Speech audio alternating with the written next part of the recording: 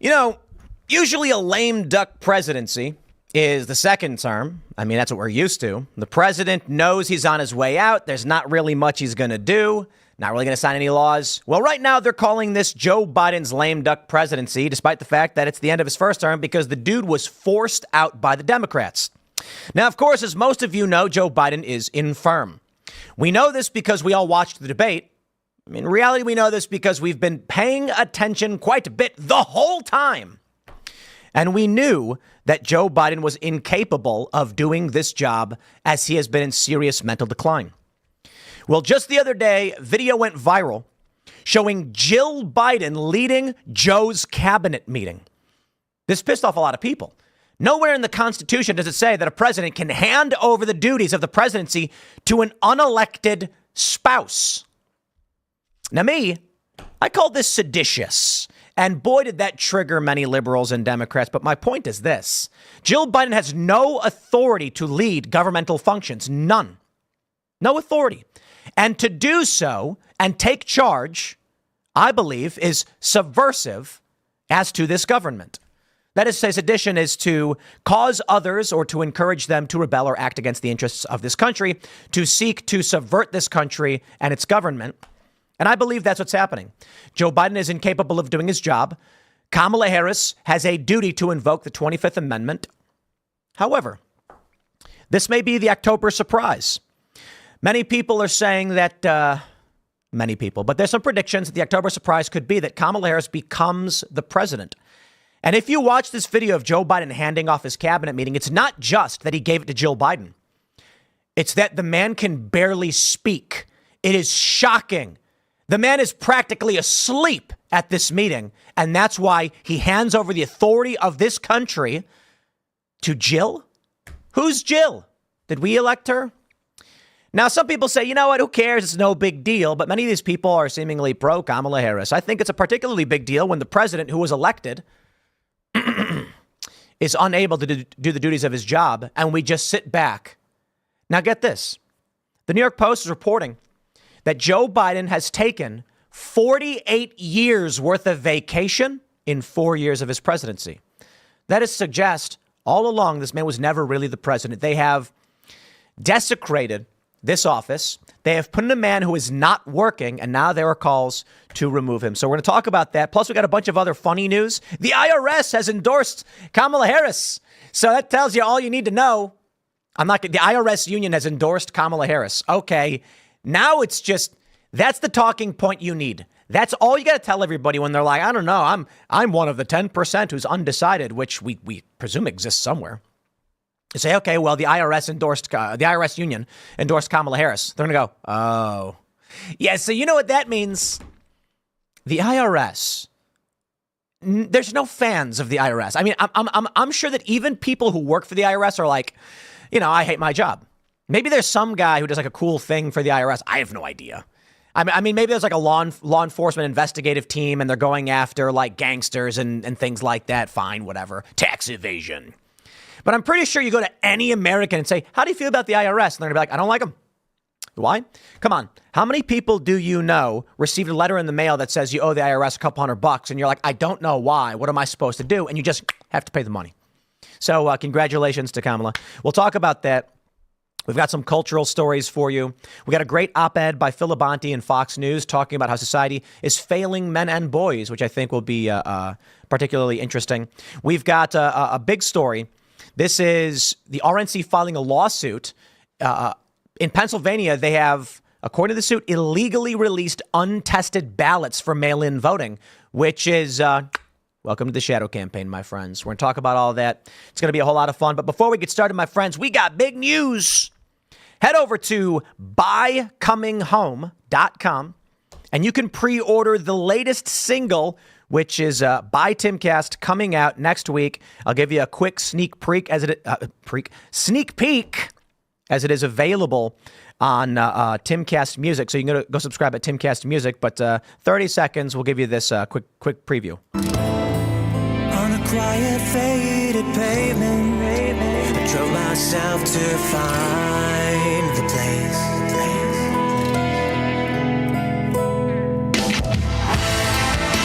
nothing more.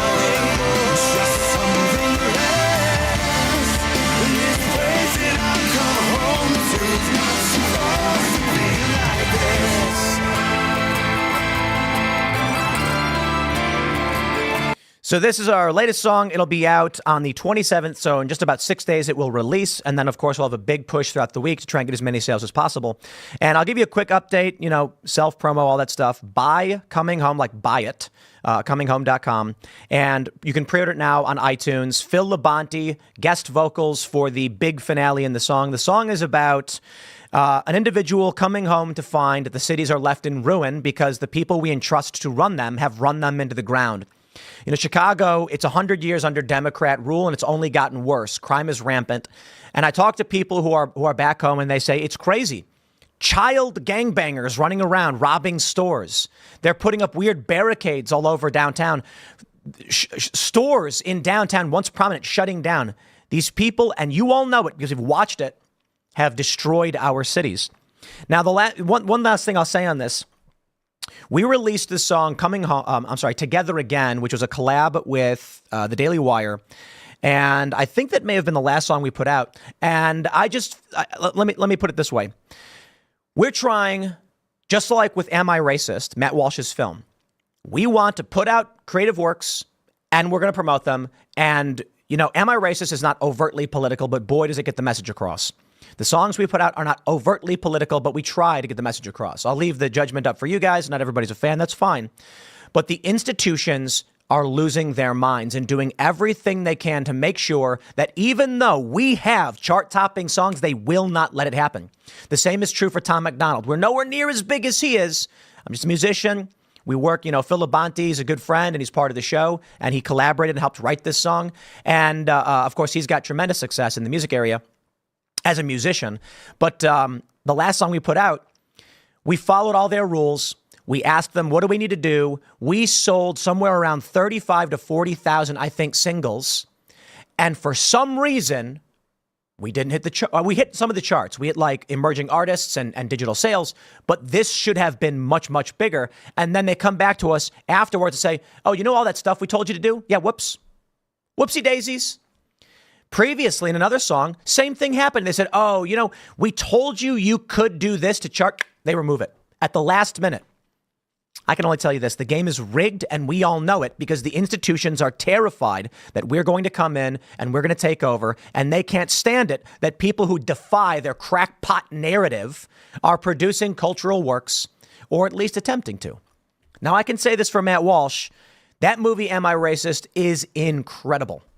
As I've made documentary films before, so as I'm watching it, I can just see the things they had to do to get that done. That's why I give it a 10 out of 10. Aside from being funny and great and all that stuff. Now, it's easy for me to look at his work and say it's amazing. I'm not going to sit here and say that, anything we put out music-wise is a masterpiece or otherwise. Music is, people have different tastes and different styles. They like different things. But we are trying every day to create some kind of culture. And, musicians, artists, they put stuff out. They make it and they say, I hope this one people like. And you know what? Most of the time, they don't like it. But I'm not going to let the institutions control the narrative, and I'm not going to let them try and block us, because I can tell you this. We've got, I think, 6 or 7 songs out, and 5 or 6 of them have charted on Billboard in spite of the efforts of this industry to block us from getting there. And so you get these haters, and they say, you're putting out garbage, no one likes what you're doing. I'm like, I don't know. We're seemingly hitting Billboard. We're charting where most bands never chart once. Even some of your favorite bands may only have been on the charts a little bit. They put out 50 songs and 1 or 2 of them make it. And so we put out this song. We did a big collab with the Daily Wire, Smokey Mike and the God King, Jeremy Boring, Michael Knowles, and I'm just going to call it shenanigans. I say, in my opinion, shenanigans. They come out and they say, we changed the rules. This no longer counts for charting. Despite it being our biggest release, 6.6 million views on the music video, 2 million views on the lyric video, plus hundreds of thousands on other streaming platforms, 30 plus to 40,000 in sales. And they said, this one doesn't count. Yeah. It's annoying. I'll put it that way. But if everybody who watches the show pre-orders the song, buys the song, on iTunes, for all we know, this time they're going to say, now we've banned iTunes because they don't want this to happen. But I digress, my friends. Let's talk about the news this morning. I got a bunch of segments for you today. It's Saturday. We didn't have a show last night on IRL. It was no big deal. No big deal. A lot of people were worried. Family emergency, but it was not like nothing, it's nothing serious. I just had to go and take care of some family stuff, and everything turned out to be okay. So apologies for not having the show, but these things happen. And, you know, when I I'll put it this way, when I'm sitting here getting ready and, I hear there's like an issue where family's in need of help, I'm running out the door, I'm getting in the car and I'm gone. There's no chance for pre-production. I'm not going to, I'm not going to try and rush back. I'm going to make sure everything's taken care of. And then, it turned out to be okay and everything's fine, but these things happen. And it was Friday too, so let's talk about the news, my friends. Here we go from the New York Post. Jill Biden leads one of lame duck husband's last cabinet meetings before hosting Rose Garden party without him. Now, this has got a lot of people pissed off. They're basically saying that this is Joe Biden. He's infirm. Who is our president? The New York Post says Biden's astonishing vacation total. He took 48 years worth of leave in 4. So who is our president? I want to show you this video. Look at the man. I'm going to play this for you. It is shocking. In the peace process, we're continuing to try to do what we've tried from the beginning to make sure that both the people in northern Israel as well as southern Lebanon are able to go back to their homes and go back safely. And the Secretary of State, Secretary of Defense, our whole team is working in the intelligence community to try to get that done. We're going to keep at it till we get it done, but we've got a way to go. Thank you so much. Thank you so much. Thank you, everybody. Thanks for moving this way. Thank you so much. Is it realistic to get to a ceasefire deal, or have too many bad things happen that make it difficult? If I ever said it's not realistic, we might as well leave. This, what we're seeing right now Until we get them done. of Joe Biden. He then hands off the cabinet meeting. A lot of people are pointing out that this is not even constitutional. You can't just do this. But I think it's not so much to sit here and be outraged and say, oh, heavens me, this is the moment. No, this is just a grain of sand in the heap. This has been ongoing for some time. Quote, she's officially Edith Wilson. I don't know why we as Americans tolerate something like this. I mean, there should be an immediate congressional move, but I can tell you why. The other day I'm hanging out and there's, older guy recognizes me and he said, when I was younger, we used to have disagreements, but we were okay with those disagreements. And when there was partisanship, we'd try to negotiate and you'd see, they'd come and they'd talk about it. And I said, the disagreements were minor compared to what we see today. The problem now is Democrats. I told the guy, I was like, look, man, half the country lives in a delusional state. And he goes, half the country? And I was like, yes, half the country, maybe slightly less than half. And he was like, just half? When you look at viewership trends in media, independent voters and conservatives consume both liberal and conservative media sources, but Democrats, 98% only leftist sources. So independent voters are seeing a little bit of both. They lean a little bit more towards the left. That's why they're not Republicans. They're getting about two-thirds of their media consumption from corporate press, left-leaning outlets, but 1/3 from conservative outlets. Conservatives, it's inverted. About 2/3 from conservative sources and 1/3 from liberal sources. So conservatives know what liberals are saying. Independents know what conservatives are saying, and they understand each other. Democrats and liberals live in a delusional state where they think Trump called neo-Nazis very fine people. This is why I want to make a game show where you make liberals and conservatives do trivia, because the liberals are going to get everything wrong. I mean, you're going to ask questions like, what was the name of the Trump aide who was falsely charged after a Democrat-aligned lawyer fabricated or altered evidence to get a conviction? And they're going to be like, huh? That never happened. Yeah, you get the point. Independent voters are aware. Now, here's the reality. It's because when you look at independents today, that's where Democrats were 15, 20 years ago, maybe even 10 years ago. Well, probably not 10 years. Yeah, maybe 10 years ago, but then things got real crazy with Hillary Clinton. But Democrats, they consumed a little bit of the right and that was the difference. 2/3 left, 2/3 right. You'd have your debate and you'd have your argument. Now what we're seeing is that Joe Biden is clearly incapable of running this country. They call him a lame duck, but that's not even fair. As you can hear him struggle to speak, you know that they've got him sleeping 16 hours a day. He wakes up. They probably give him uppers. And I'm not trying to be mean. They probably have him on something. There was one instance where you saw he had like IV marks on his hand. They're probably giving him vitamin drips and NAD to try and keep him going. He shows up for cabinet meetings, the first one in 11 months, and he hands it over to Jill Biden. Any functioning, sane country would say, okay, we need someone to step in and do this job, but who's doing it? This proves something to all of us, my friends, something you should all be aware of at this point. With Kamala Harris, an individual who received not a single vote from the American people to be the presidential nominee, to Joe Biden not actually doing the job, taking vacation and handing off his meetings to his wife, Trump is running against a machine and not an individual, not a party, a machine. It's a system. The question is, can Donald Trump as an individual defeat that system? It's rather terrifying. It's an emergent consciousness of chaotic destruction. And I don't say that lightly.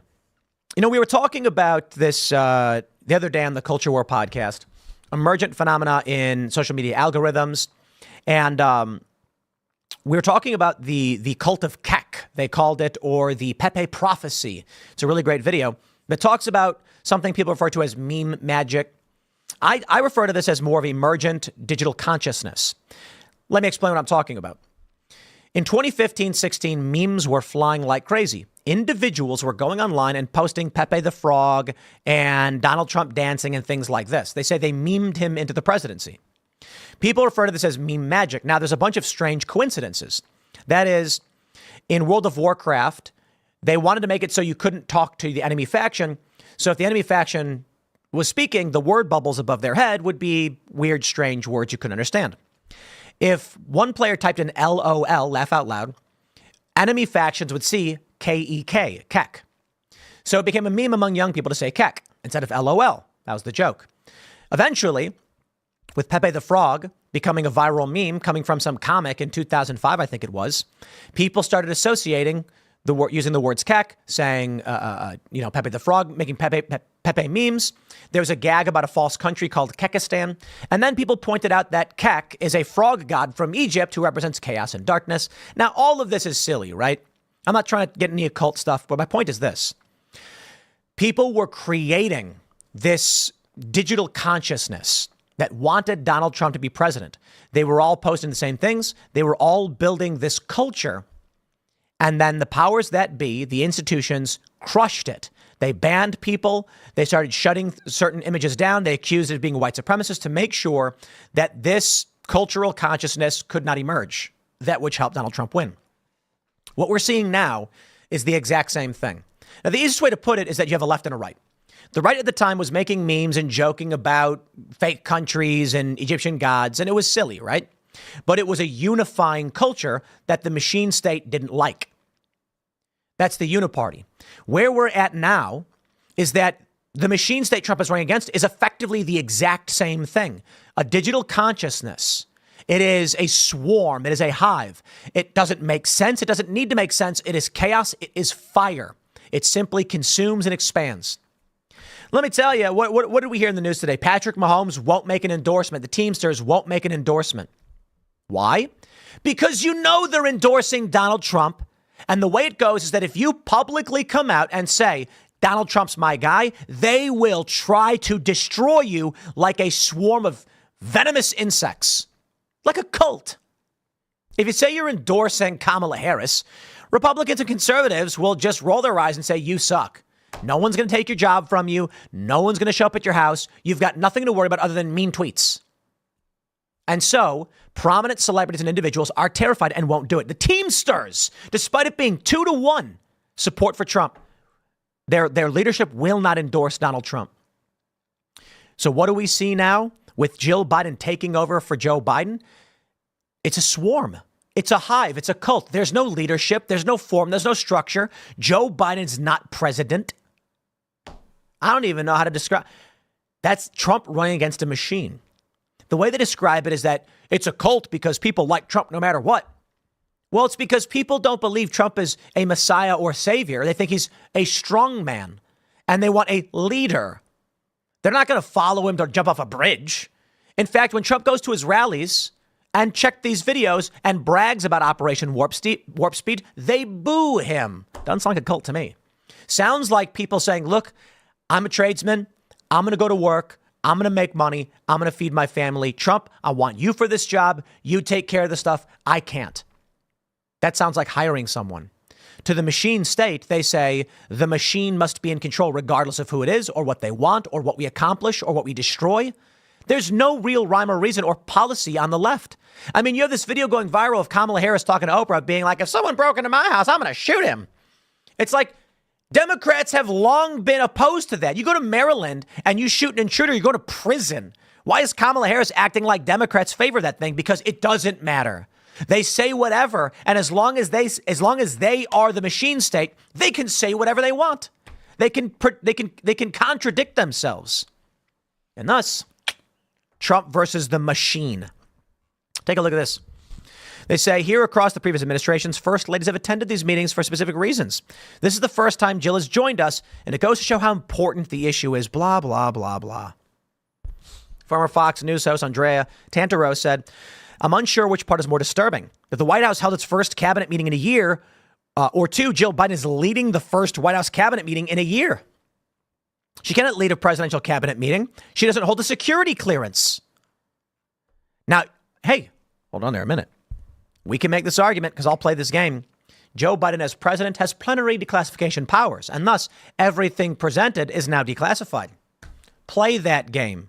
No, they're trying to still arrest Donald Trump over classified documents that were scattered in boxes. We're supposed to act like this is normal. Take a look at this from Fox News. They bring up a bunch of different quotes. Greg Price saying she is literally Edith Wilson, except right out in the open in a 24/7 news cycle, and nobody in the media cares. A visibly exhausted Joe Biden just held a full cabinet meeting for the first time in 11 months and immediately turned over the mic to his wife. I'd like to turn it over to Jill for any comments she has. It's all yours, kid. Who is running the country? Look, man, when Joe is talking like this, you know he ain't there. Let's just talk about a strapping young lad like me. Actually, I'm 38, so I'm just about getting close to middle age. But at 38, I'm still quite functional. I can't imagine anybody watching my live streams if I talked like this the whole time. You know, it'd be really, really funny. And maybe we should do this.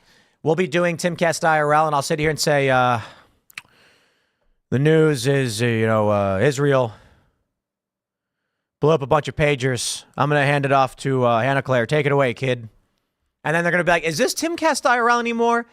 You know, if I were to do that, and this is really, really funny. If I were to host my show, say 5 words in 30 seconds, and then pass it off to someone else to speak, and I did nothing, people would be like, Tim's not hosting the show. He's just sitting in the room. And that's actually what's going on. The problem is this person is supposed to be leading our country. Well, I can't say I'm surprised. I don't think any of you are surprised. Redheaded Libertarian on X says at no point do the articles of the Constitution state that the First Lady may sit in for the president when he cannot fulfill his duties. In fact, Article 2, Section 1 explicitly states the vice president has that responsibility. But we don't know where Kamala Harris is. So there you go. Remember this one from the New York Times? Biden's lapses are said to be increasingly common and worrisome. Indeed, we do. Trump has called for modifying the 25th Amendment to make it possible to remove a vice president because he's basically like, let's get rid of them both. But hey, Trump, there's no vice president. She'd be sitting in for the cabinet meeting. She'd take over the duties for the president. There's no president. He can barely speak. So I can't tell you what's going on. The apparent situation we're dealing with is that we have a machine state. It's a chicken with its head cut off. It's chaos. If Trump does not win in November, this country doesn't exist. We will become a chicken with its head cut off. At least I can say now that Donald Trump is trying to lead this country. And of course, there's Senate and there's Congress, but they're so dysfunctional. I don't know how we navigate out of this one, my friends. I really don't. Ben Shapiro responded, isn't the vice president constitutionally obligated to invoke the 25th Amendment under these circumstances? Indeed, but I don't know if I want to see President Kamala, although she's probably going to be better than Joe Biden, let's be honest. That's a low bar. That bar is basically laying on the ground, and you need to only step over it, I suppose. I don't know if Kamala can do it. But maybe that will be the October surprise. Many people speculating that the October surprise is going to be Kamala Harris becomes the president. 1 month of the election, the ads they run are going to say the legacy of women and people of color cannot be a 1 month presidency. For the first time, this nation has, a female person of color who is the president of the United States. And they're going to try and rally every young person. I would be surprised because they're going to go, Oprah's going to come out again, every celebrity, and they're going to say, if Donald Trump wins, the message sent, think about it. You have the first female president of color, but she's only in for a month before getting removed by an old white man, proving this country, blah, blah, blah, blah. You can see the narrative. I'm not so convinced that'll happen, though, to be honest. I mean, Biden was removed, so I would say that prediction was correct. My speculation as to how they pull it off, to be honest, I never said definitively, but I did like the idea of, Joe Biden's life being saved by Gavin Newsom. Of course, it didn't happen. And to be fair, I also did say this, too. They might just remove him. They don't need to do anything special. They'll just literally be like, Biden's out. It turns out that's what they did. They just said, yeah, Biden, you're gone. Bye. So we'll see. We will see. I'm going to wrap this first segment up there. We've got a lot more coming up for you guys. The RNC is suing PA County for illegally issuing untested early ballots. But get those super chats in. It's a Saturday special show. Of course, I'm going to do a show tomorrow as well. Just do the show every day, I guess. And, I used to do weekends, had the show up every single day. And so we'll do that. But in order to work this hard, I need your help as well. Share the show on all your social media if you can. We are competing with a YouTube algorithm that certainly does not want to see this kind of message or narrative emerge in the culture. And so, I can do as much as I can. Right? We run advertisements to promote Timcast IRL, which is something new we haven't really done. We did billboard ads in the past. That was, but now we're doing direct ads on YouTube, and we're going to be expanding because marketing is important. We have to do it. But also, I'll just say this. If every single person who was watching shared this, of course, as you know, we'd be the biggest media show in the world. But, that's the challenge. That's the challenge. If every single person who watched became a member at Timcast.com, we'd be the biggest. Well, not the biggest, but we'd be massive. I mean, let's be real. I think we'd be competing with the likes of some of the biggest networks. We have 1 million subscribers to the audio podcast. We've got about 2 million to Timcast IRL. Got 1 million here. There's some overlap, but imagine if 3 million people subscribe to Timcast.com. Pretty sure that would put us in the top of the top. It's like $30 million a month. We could do a lot. We could do a lot.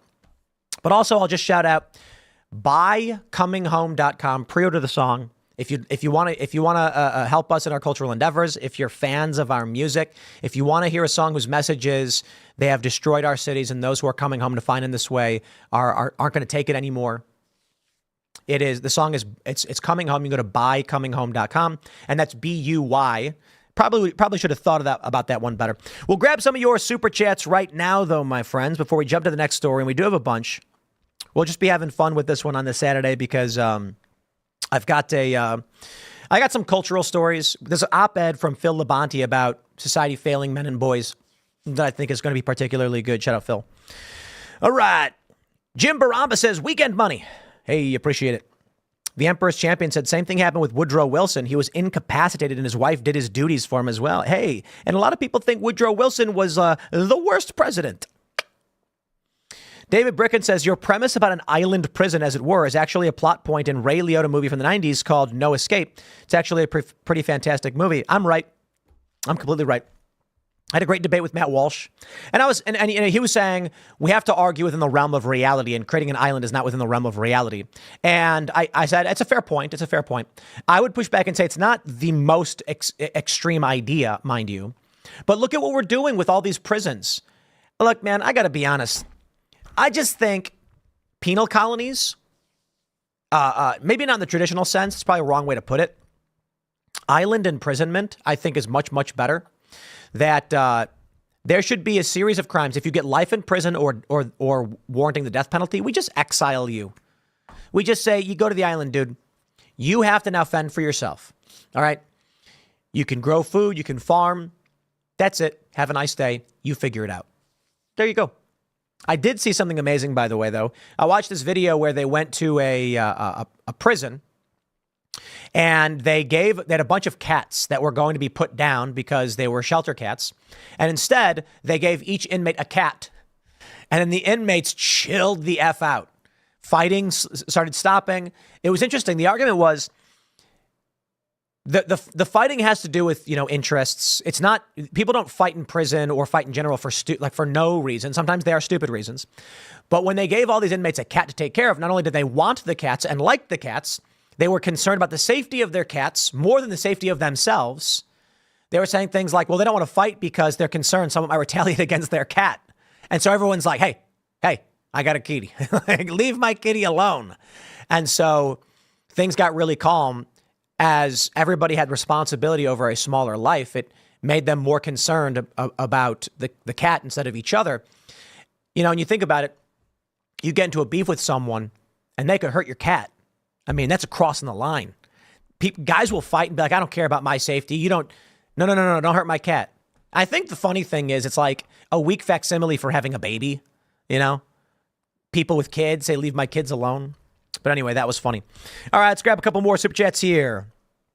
Nathan Ritchie says, hey, Tim, fun fact of the day, Kamala's more famous for what went in her mouth rather than what comes out of it. I'm sorry, that's too harsh. That's my bad. The memes, they are so brutal, my friends. The memes, they are brutal. Andrew Jacob says, hope everything is okay with you and your family.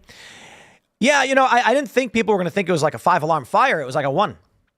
Dude, I don't want to, bring up personal family issues. Like nobody died or anything like that. It was like not even a big deal. It was just, when I get a family member saying like, hey, something's happening, I'm like, all right, I got to go. Like, I'm not going to sit here. I jumped in the car and I just said, I'm not going to be able to put the show together. Family comes first. And, hung out, everything turned to be okay. That's about it. It's, no big deal. It just means that if I've got to run out the door to go check on family, like there's no way to put a show together. I think even like some people were sick or whatever. And I'm like, I just can't right now. Family comes first, and I think everybody agrees. I also think it's like, could you imagine if I'm like, I do this show and I have some kind of family issue that actually gets worse to where people find out and they're like, Tim had a family member in need and ignored them and did the show anyway. I'm like, I'm pretty sure everybody would cancel their memberships if they were like, Tim abandoned his family to do the show. But I wouldn't do that. I wouldn't do that. Right. So that means, all 500 to 3 million individuals who watch between the clips and the full show will go without so I can help out my family when they're in need. All right. Hank the Hokage Hill says, I always wondered why you don't have a backup main host. I think Hannah would be okay. Hannah Claire essentially is. And I believe we've talked with Phil Labonte. I mean, literally about why he's here for that role, especially that either of them could take over the duties in the event. That being said, it was the issue was it was, normally if I'm like sick or something happens and we have so I had an infected tooth. And so I knew like that morning and I was like, hey, you guys take care of the show. I'm going to the dentist. I've got to get this thing taken care of. This was like, I don't know, what was it, like 5:30 or 6? And I was like, nobody's going to be here on time. No one's got anything prepped. It's Friday. They're week news days. I think a couple people were even sick and we were trying to find a rotate. So I was just like, guys, I can't stop and think about this. I can't negotiate. I got to go. And so it happened. But I do think we're going to get that rolling and probably have, like Hannah Claire and Phil could both do it. And so we probably will have that be the circumstances in the future, especially considering, I hate missing shows. I really, really do. Let's go. We'll grab a couple more here. My name is Will M. says Atlantic City Electric in South Jersey had a major price hike. I just paid over $900 for a bill. I cannot afford electricity anymore. WTF is going on? Dude, this is insanity. And Donald Trump says unleash energy. Deregulate, make it cheaper. A good portion of the cost of your goods is transportation because of fuel prices. If we get those costs down, we got an entire Alaska over here that we ain't utilizing. Okay? And I think we should. Occupy Alaska. All right. Let's jump to the story, my friends, because it is the shadow campaign. RNC files lawsuit against Montgomery County, PA for illegally issuing untested early ballots. Take a look at this guy. Commissioner Neil Makija, I officially cast the first ballot in Montgomery County and perhaps the first in Pennsylvania. Mail-in ballots are being sent out now, and you can apply for yours at montcovotes.com. Oh, boy. Hold on there a minute. They haven't tested the ballots yet. They're not ready to be released, and this guy's releasing them. The Republican National Committee has filed suit in the Common Pleas Court of Montgomery County, PA, alleging that the Montgomery County Board of Commissioners have commenced the 2024 election without completing the required testing per the election code. This testing is intended to promote election integrity, and without it, certain assurances cannot be met. The testing provides, quote, election officials an opportunity to identify and redress errors in the election definition, ballot format and layout, including but not limited to appropriate locations for folds on absentee mail-in ballots, missing races, missing party identification, incorrectly worded ballot questions, and incorrect tabulation. The directive for pre-election testing of ballots also requires county boards to, quote, certify to the secretary when they have been completed, the testing, and to complete the certification at least 15 days prior to every election in their jurisdiction and must submit the certification electronically to the Department of State. Pursuant to the election code in the state, all counties in Pennsylvania must conduct pre-election logic and accuracy testing prior to every election, primary, general, special, and municipal, that is conducted in their jurisdiction. This testing, per the directive, is a series of pre-election steps intended to ensure that ballot scanners, marking devices, and all components of the county's certified voting systems are properly configured in good working order prior to being used in the election. On September 13th, the defendant, Frank Dean, with the Montgomery County Board of Electors, emailed plaintiff Christian Nascimento, chair of the Montgomery County Republican Committee, saying, as long as you no doubt are aware, we have yet to receive a certified ballot from the Department of State. As such, we will not be starting L&A on Monday. Once we have a certified ballot, my intention is to begin L&A testing on the next business day. But in any event, I will notify you once we have the ability to proceed. The names of the candidates that would appear in the 2024 general election ballot were finalized by virtue of the decision of the Pennsylvania Supreme Court on September 16th, the lawsuit states, and were certified by the Secretary of the Commonwealth. The next day, Dean contacted Nascimento to say the testing would begin on the 19th, just 3 days later. The email is included in the suit as Exhibit 3. Dean then rescheduled the testing for September 23rd, this coming Monday, but in a dramatic and unprecedented maneuver, the lawsuit states ballot distribution began on the 17th before the testing had taken place. Upon information and belief, defendants are the only county in Pennsylvania to have commenced voting without completing proper testing. Montgomery County Commissioner Neil Makija went as far as to brag about the ballots being sent out, saying on X he officially cast the first ballot. We read that already, despite testing not being done. Excuse me. The suit states, remarkably, defendants were aware that L&A testing had not been completed on September 17, 2024, and publicly stated it would not commence until September 19, 2024, and would continue on weekdays until 3 p.m.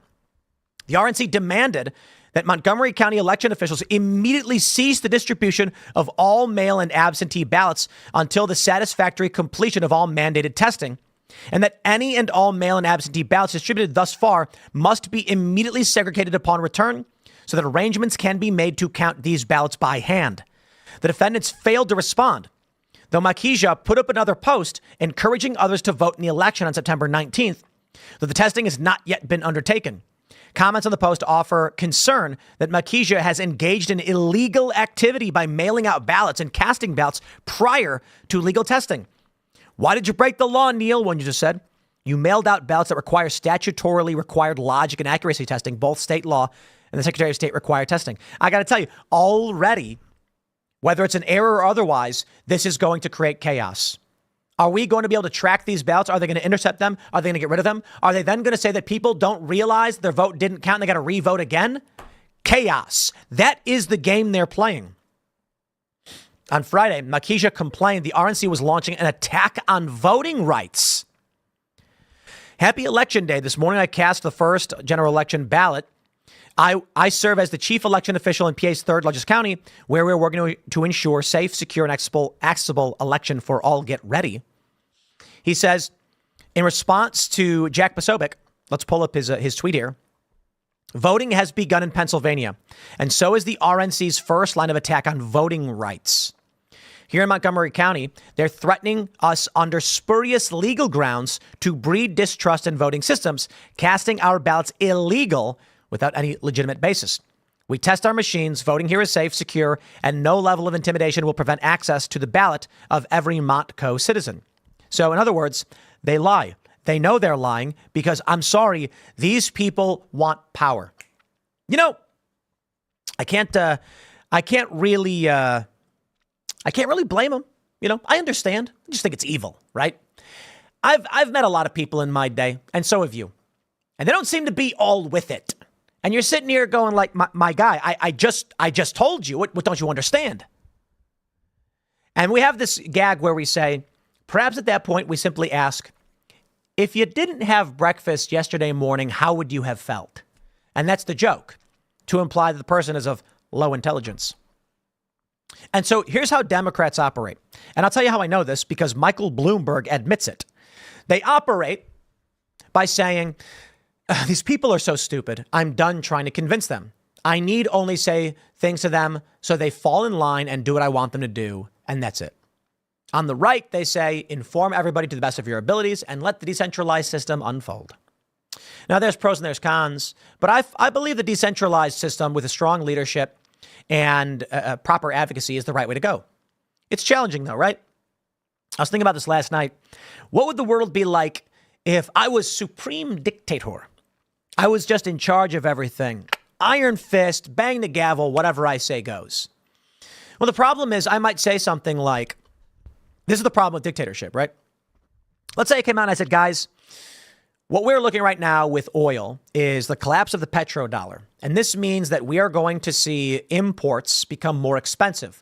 We're going to have to build up the American economy and secure our borders to make sure that our labor force is secure. We want unemployment low, but you don't want no unemployment because there need to be open positions available. If the economy is expanding properly, there will be jobs available. Unemployment means so you want job availability with some unemployment for flexibility in the market. And this means that we're never going to have a perfect system, but it does mean we're going to have to drill for more oil. I recommend Alaska, right? Sounds reasonable, doesn't it? A bunch of Greta Thunbergs show up and they scream, oil is going to kill everyone. And I can go to them and say, guys, listen, okay? Which would you prefer, the death of individuals who need food, shelter, heat, etc., or political platitudes? I mean, we go through the data and we're going to try to seek out energy forms. So we have a balance here. We do want to reduce maybe fossil fuels that overproduce carbon emissions. I can give you that one. However, we are not going to sacrifice our economy, the lives of the American people, their pursuit of happiness for a political, scientific maybe that you believe is true, that others believe is not true. So what I can tell you is this, the compromise, nuclear energy.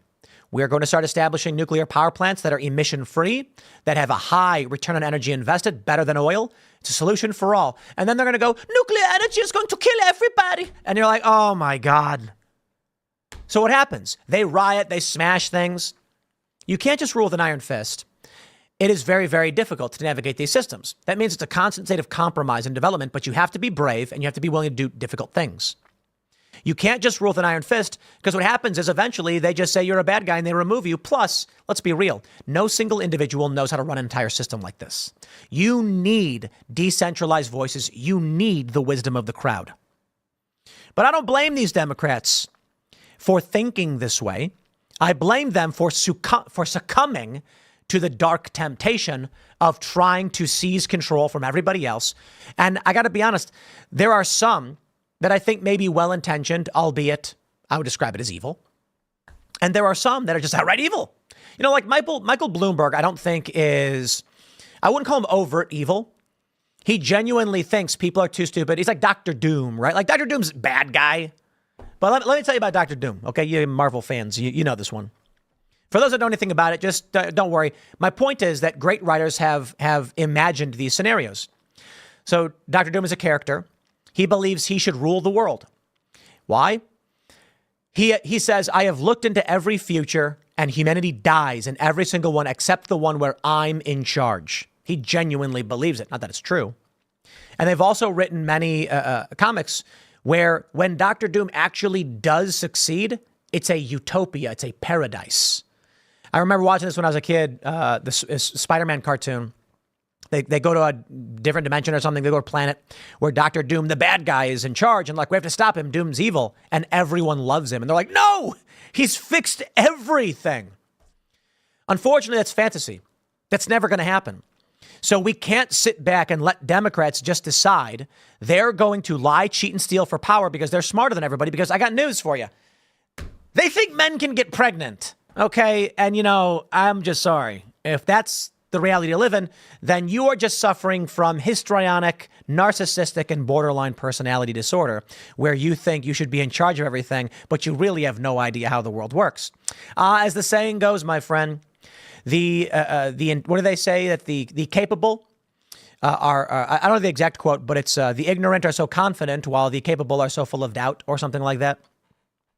If you're aware of the system and you understand how the system works, then you're constantly questioning because you don't know everything. And you're like, man, I really do feel this is the right move, but I just don't know. So maybe I can't make this move.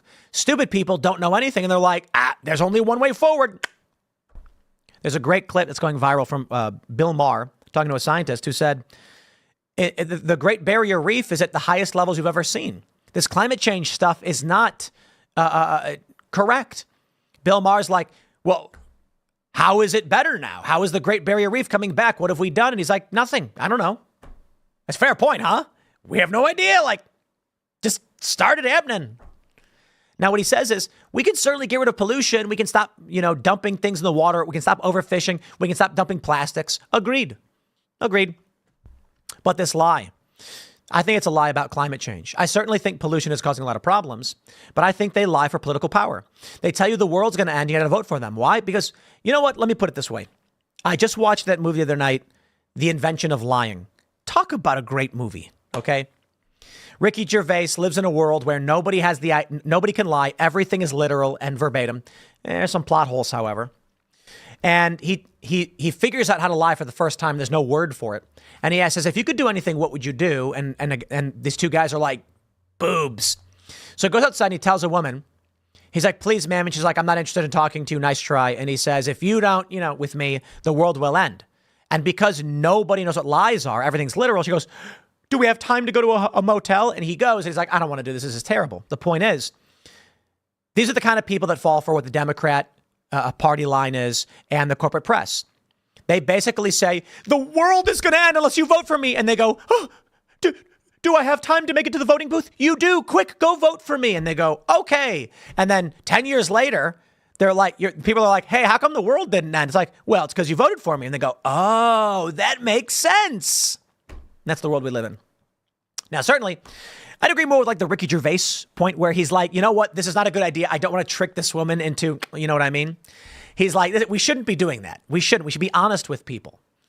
Well, basically in the whole movie, he just lies endlessly and gains tons of power and fame and all that stuff. And it is a bit silly, but funny. I'll give you a plot hole, however. A plot hole is that there's one line where Rob Lowe says to Ricky Gervais, he says, Shelley has insulted you in this way. I can't repeat what was said in the movie.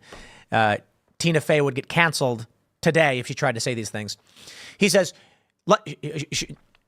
she called, I'll just say this. I'll cut the insult in half. He says, she called you overweight. And she goes, no, I didn't. I said he was fat. She says something else. But my point is this. If in the show you can't lie, but you can be wrong, then certainly you couldn't just lie your way through everything because people would just be like, you must be incorrect, sir. But they could have written through that one. Anyway, my point is this. What we are watching right now with these moves coming out of Pennsylvania is exactly what everyone already expected.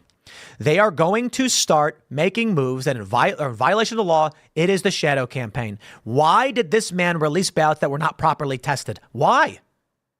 Why are we having... It's a month and a half to election day. We're supposed to have election day. Nope. So this guy releases ballots untested early, and it makes you wonder, doesn't it? Well, my friends, the state of the country is as such, and I don't know what else to tell you. We're going to be watching this stuff go down the whole time. I would not be surprised. Actually, you know what? I'll say this. I'm surprised right now we don't have 50,000 lawsuits already. Seriously, I'm surprised we aren't already seeing just 10,000 lawsuits in every state. We're a month and a half from the election. Maybe the dam will break now. Already a lawsuit is being filed. How about any other lawsuits pertaining to any other similarities? Are the Republicans prepared for the procedural election apparatus the Democrats will deploy to win this thing? You can argue to the high heavens, my friends. You can go to every single person in this country and say, here's the definitive proof. And the Democrats are going to say, none of that matters. All we have to do is ballot harvest. And then we win. If the Republicans think this is going to be a game of convincing people to vote, they've lost. Because Democrats have long figured out this is not about convincing people to vote. It's about convincing people to write their name on a piece of paper and send it in. I certainly hope the Republicans are prepared for this because this is PA. Pennsylvania is the state. Nate Silver says if Kamala Harris does not win here, she has a 4% chance of winning. Of course, as of right now, Nate Silver is predicting Harris to win. Trump was enjoying a mighty high, but as of recent, it's begun to decline. That being said, I don't buy it. I really don't. I'll tell you why. In 2016, the polls favored Hillary Clinton by about 3.2 points. In 2020, they favored Joe Biden by 3.6. They got worse. Take a look at all these polls. The Silver Bulletin. Let's lower it and say 3-point swing. If it is true that we will see in this election a 3-point overestimation for the Democrat candidate, that means Trump is up 1.7 in Pennsylvania, 1.2 in Wisconsin. He's up 0.6 in Michigan, 3.1 in North Carolina, 3.9 in Georgia, 3.8 in Arizona, 6.9 in Florida, 1.8 in Nevada. He's still down in Minnesota by 3.2. He's up in Texas 8.2 and down in New Mexico by 5.2. If we shift this for the Republicans by 3 points based off of the biases we saw in 16 and 20, Trump is winning every swing state. He ain't getting Minnesota or New Mexico.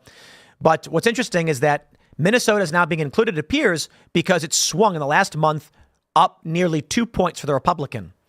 New Mexico seems to be completely irrelevant. So we'll see, my friends. We'll see. We got more to come on this special Saturday show. I've got many more segments, of course. We are going to be jumping into the, where is this one? Yes. Indeed. The IRS has endorsed Kamala Harris. Everything you need to know about why you're not going to be voting for her, right? Share this one with your friends. Smash that like button, subscribe to this channel, share the show with everybody you know. Tell them it's the best show. TimcastNews, it's so good. Everyone agrees. And at least that's what I've been told. You can follow me on X at Timcast. Buy the song Coming Home by going to buy, B-U-I, cominghome.com. Pre-order now. And the next segment will be coming up at 4 p.m. on this channel. Thank you all so much for hanging out. For everybody watching live, we'll go to your Super Chats. All right, we'll grab a couple more before we talk about how the IRS has endorsed Kamala Harris. And then we'll play the white. We played this the other day, the white dudes for Harris, but it deserves getting played again. All right, here we go. We got a bunch of Super Chats. They're flying in, ladies and gentlemen. The Super Chats are flying in. Ginger Rogers says, courts in Arizona ruled 98,000 people whose citizenship hadn't been confirmed can vote in the full ballot. So concerned about my state. Wow. That's crazy. Finken Farm says, what do you think about this definition of rights? A right is an action that does not result in harm to others. Therefore, everything I do that doesn't mean harm to others is my right to do. I disagree. Speech can harm people. We don't care about that degree of harm. I mean, it's minimal, if anything. What I mean is, like, You can say things to someone that cause them emotional distress, where they actually have a cortisol buildup, and then it negatively impacts their health. But we don't think that really is that big of a deal. It's harm, sure, but it's like, grow the F up. These pink underbelly woke leftists can't handle being called mean words, and they lose their minds over it. Sorry, we draw the line at harm being like physically impairing somebody, maiming or damaging their body in some way. You know, my view of rights are behaviors, actions, and functions that is required for the efficient purpose of life, be fruitful and multiply, survive. And you think about the Bill of Rights and the things that are in it. The need to communicate, express ideas, defend yourself, be secure in your property and your person, not being locked in a box. All of these things are pertaining to how you literally, what you need to do to survive. But there is a definition, and it's relatively vague. It is a moral or legal entitlement is a right, or to obtain something in a certain way, but it's a moral or legal entitlement is the general definition of what rights are. And there's another way to define it, but it's my view of it is the morality that I see on what rights is, because we had this debate with Andrew Wilson. He said rights don't exist. I was like, they do. My view is that you can infringe upon someone's rights, but rights exist. I need to speak. Why? At the most fundamental level, hey, look, there's a bear. That saves a person from being killed by a bear, or at least increases their chance of survival. Oh no, the bear is coming right for me. I better defend myself. So a right to keep in bear arms. These are aspects of the bigger picture. You can't live in my house. You can't take my stuff. You can't search me for no reason. All things have to do with the right to be secure in your possessions and your person. If I can't have food saved for the winter, I will die. So we must, these are our rights. That is to say, I view them as God-given and unalienable, because if you can't do these things, you die. Or at least it becomes extremely difficult. You become dependent on others. So we enshrine in the Constitution restrictions on government from infringing upon our rights. Just because someone can punch you in the face doesn't mean the right doesn't exist. You still need to do these things to survive. We all recognize, hey, we all need to store food and not have anyone take it from us if we're going to live. Agreed. So I think it's a right regardless. You can have an entire society saying no food for you, and then you die. So without that capability to be secure in your person, your property, etc., you die, you don't exist, and that's the end. That's how I view rights. All right, we'll grab a couple more before we talk about the IRS. Old Fart Gaming says, why isn't anyone talking about thorium nuclear reactors?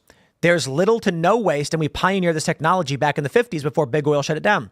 China is currently working on thorium, but we already have it. Yes, it's called thorium salt liquid reactors. And sure, the big problem is these crackpot Greta Thunbergs who are like, oil is bad, we must shut it down. And then you're like, okay, can we do nuclear? It's better. And they're like, no, nuclear, Fukushima, kill everybody. And you're like, Greta, please, can we have anything? And she's like, no. We cannot wait 30 years. We have to stop all of it now. And you're like, if you shut down fossil fuels today, 60 million people die in 3 days. Yeah, I call that genocide, dude. The elderly, the infirm, children, diabetics. Come on. Food production stops. Food transportation stops. Jeez Louise. Anyway, we're going to jump to this next segment. But my friends, do us all a favor. Go to buycominghome.com. Buy the song. You know, we sold 35,000. I think it was 35,000. It's probably around 40K now of Together Again. We teamed up with the Daily Wire, and they pulled some shenanigans. I mentioned this. They pulled some shenanigans on us. And they claimed that the sales we got didn't count. And we are just like, holy crap, are you kidding me? Dude, we did everything.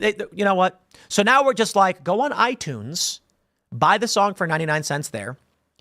I think if we got like 50,000 sales in 1 week, it's going to be like a Billboard Hot 100 song. I don't know how much that matters. I mean, we really want to smash into the cultural institutions and demand that, they open up. They can't keep us out forever. Look at what happened with Am I Racist? They were blocking the corporate press. The woke entertainment industry will not review the film. They're starting to get some reviews, but they won't review it. And it's apolitical. Certainly it mocks woke grifters, but he never preaches about his politics or conservatism. He just mocks these people Borat style, and it's funny. I think that's why they won't go near it. So if you want to support our work, but for now, let's talk about Kamala Harris. In a move that explains exactly why, my friends, you should not vote for Kamala Harris, the IRS has endorsed her. I absolutely love this. IRS agents endorse Kamala Harris. And we have this from MCR TV. The IRS Agents Union endorses Kamala Harris, citing her Inflation Reduction Act windfall. I'd like to give a round of applause to the IRS for possibly one of the best moves in support of Donald Trump. Everybody hates the IRS. Sorry.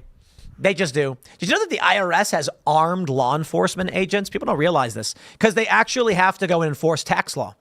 I'm totally fine with it. I mean, I'm not a big fan of taxes, but I recognize so long as we have taxes, you are going to need enforcement. And so they have armed IRS agents. They bought them a bunch of guns and hollow point bullets. And everybody was like, I'm kind of worried about that. So basically, here's what's happening. Why are they endorsing Kamala Harris? Well, my friends, I'm going to tell you in my words. It's because thanks to Kamala and Joe Biden, 87,000 new agents got jobs. 87,000. And those 87,000 employees are probably like, I like my job. I like that I got hired. Everybody should vote for Kamala Harris. Trump's going to fire IRS agents. That's right. So they're not going to endorse him. Welcome to reality, my friends. They lied. They claimed the 87,000 agents are going to be there so they can go after the millionaires and the billionaires that are not paying their fair share. The millionaires and the billionaires, they say. Yeah, well, I got to tell you this. There's very few of them, and you don't need 87,000 employees to go after a tiny handful of ultra-wealthy individuals who, by the way, have the means to fight back through lawyers. The 87,000 agents are for you, America. I'll tell you what's going to happen next year. For some of you, it already happened. I know because you've messaged me. You went to the mailbox. You're going through your mail. You got some bills. You're living paycheck to paycheck. Milk is expensive. Bread and eggs are expensive. You're trying to make ends meet. I've seen the videos. There's a dad saying, I can't afford to feed my daughters. What am I supposed to do? The costs are too high. And as you're going through these bills, what do you see? IRS sends you a letter. And you open it up, and there it is. And it says that you owe $223. And you say to yourself, what do I owe the IRS $223 for? This is ridiculous. Now, there are services. They've sponsored the show in the past. They say any amount they come after you for, call them. They will help you. But for the average person, and you probably should do everything you can and look at it as best you can. But you might get a bill for $75. And you're like, what's it worth? Most people are just going to pay it. They're just going to pay it. That's the point of 87,000 new agents, because they're coming for you, middle America. They're coming for you, working class Joes. I already have people messaging me saying they got a bill for $1,000 or something like that, and they have no idea how to pay it. Well, here we go. The union that represents the nation's IRS agents announced Wednesday it is endorsing Kamala Harris. Vice President Harris has played a role in one of the most pro-labor administrations in history, they say. It's the National Treasury Employees Union. The administration also delivered agency budgets that provide federal employees with additional staffing and resources, including significant new investments to rebuild the IRS under the Inflation Reduction Act. Harris, they say, however, the IRS expansion won't just increase union membership.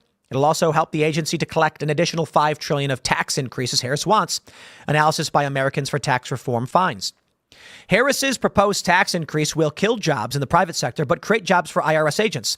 Agents certainly appreciate her call to make the IRS even larger and more powerful if she wins the presidency.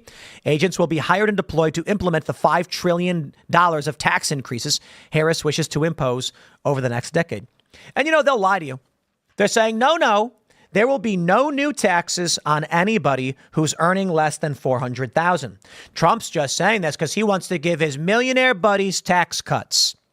They're not going to raise your taxes. What they're going to do is they're going to say, you forgot to pay a tax you already owed. They're going to say, no, we didn't change the tax law. We just realized that you missed us. How do I know? They want reporting on all transactions over $600 so they can nickel and dime you. What do we have here? Someone just threw in a chat, and it disappeared on me, but I thought it was particularly relevant. Someone said, I made $78,000 a year, and the IRS sent me a letter yesterday for $3,000. I'm telling you, people need to understand this. Here's another user. I got a $700 bill out of nowhere. I just paid it. No idea what it was for. This is exactly what I am telling you. This is what I warned about when they started pushing this stuff. The goal is going to be to nickel and dime you. And so when they say no new taxes, no new taxes, what they're really saying is we don't need to modify tax code. We need only interpret the existing code. Now, imagine this. You file your taxes. You do everything right. You go to H&R Block or something, or what's the other one? I forgot the other one. H&R Block, that's the big one. Then they're TurboTax. They do this, right? And you're just like, I don't know. I filed my taxes. I made $80K this year. It says, here's how much you owe in state and federal. And you're going, oh, my refund is going to be so low. Not to mention the idea of a refund is crazy. They took extra money from you and then give it back to you and you're happy about it. It was yours to begin with. I know people who at the end of the year paid their taxes. Actually, this happened to me. I got a job. I paid my taxes. I asked them, like, how do I fill this out? They said, do this. I went to H&R Block. I filled it all out. And then they went, you owe $7,000. And I was like, what? I was like, I paid all my taxes the entire time. And they were like, yep. Too bad. And I'm like, I don't have it. And they're like, oh, that's fine. You've got several months to pay it. So just save up now from every paycheck.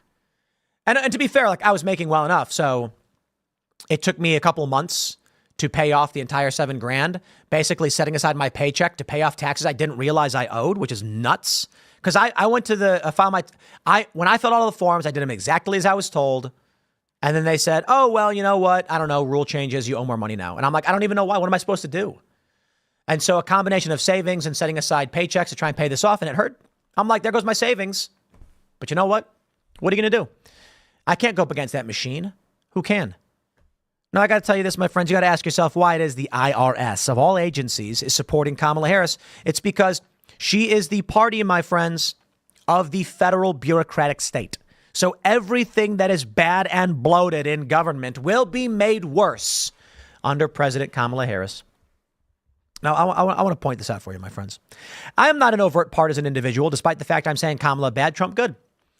Of course, on the surface, you might say that's overtly partisan. No, I'm just trying to understand the truth. And I can tell you the truth right now. I can tell you all about it. Donald Trump guarantees you no utopia. Donald Trump has character flaws and defects. Donald Trump has lied about many things, but usually they're about his personal endeavors and they're silly. Although I will say in the past several years, Trump seems to have chilled out on this quite a bit.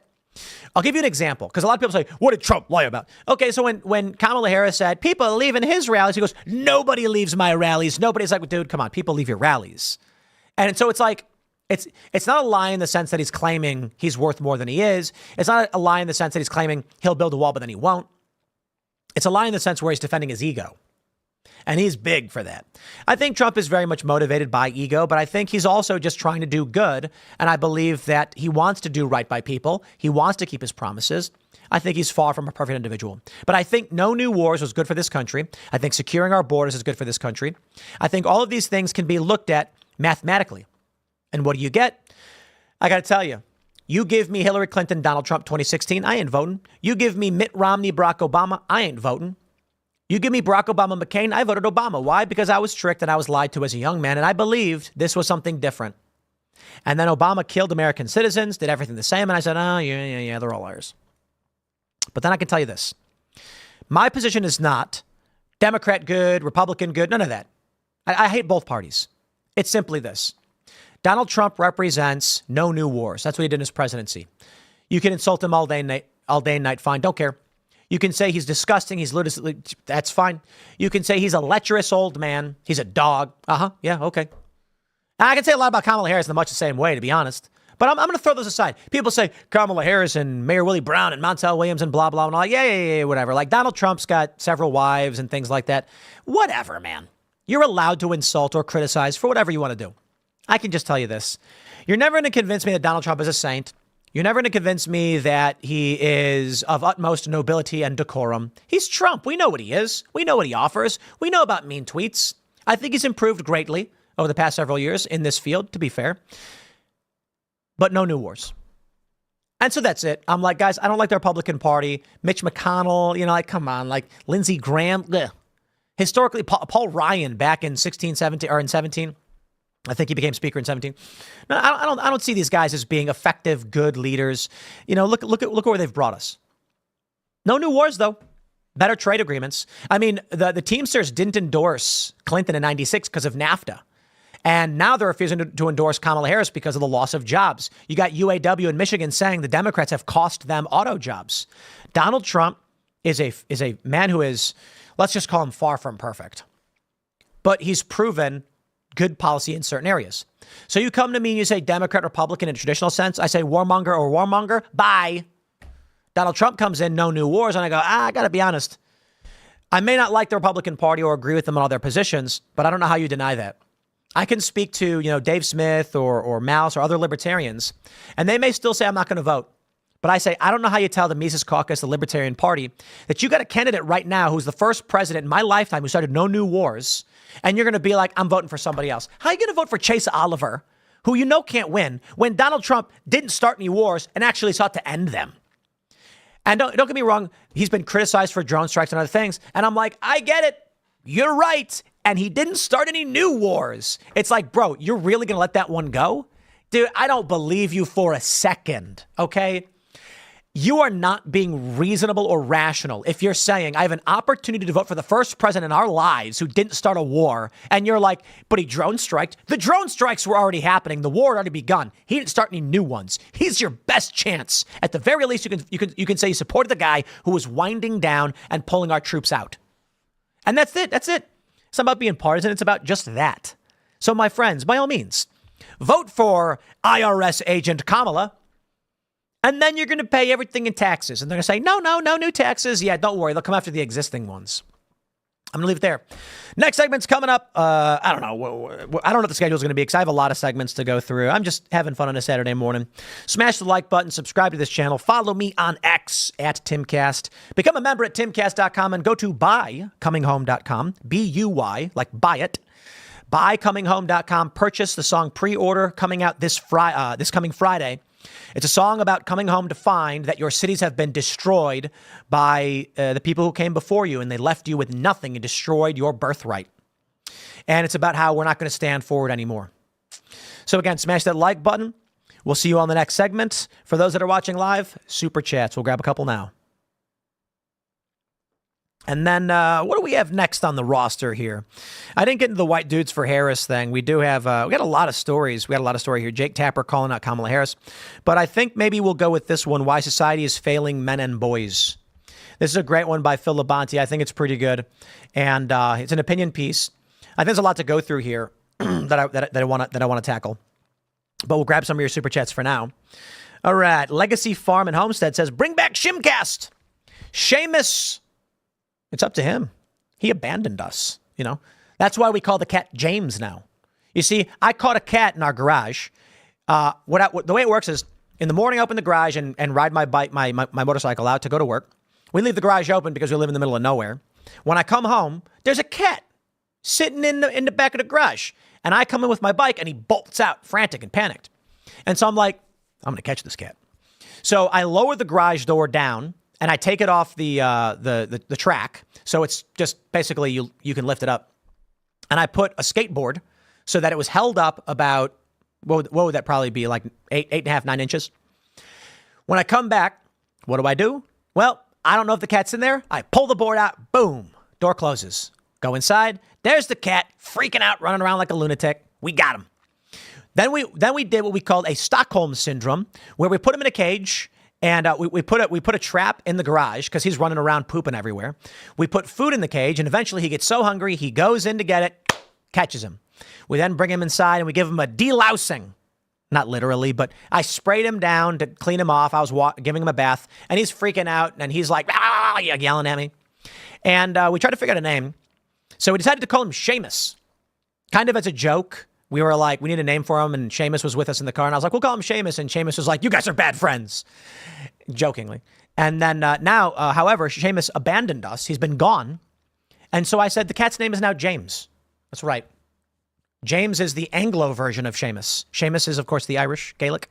James. I call him James now because Seamus, you left. I'm half kidding, but I do call the cat James, to be honest. Seamus is coming back, however. I believe he'll be here in a couple of weeks. He'll be joining the show for a couple of weeks. Really excited to have him back as we get close to the election. His latest Freedom tunes, if you guys haven't seen it, have been amazing. Definitely check those out. Let's grab a couple more super chats. Duanka says, my wife got an IRS fine saying she didn't pay into 2020 taxes $877. Her memory is awesome, and she sent them a picture of the check she wrote.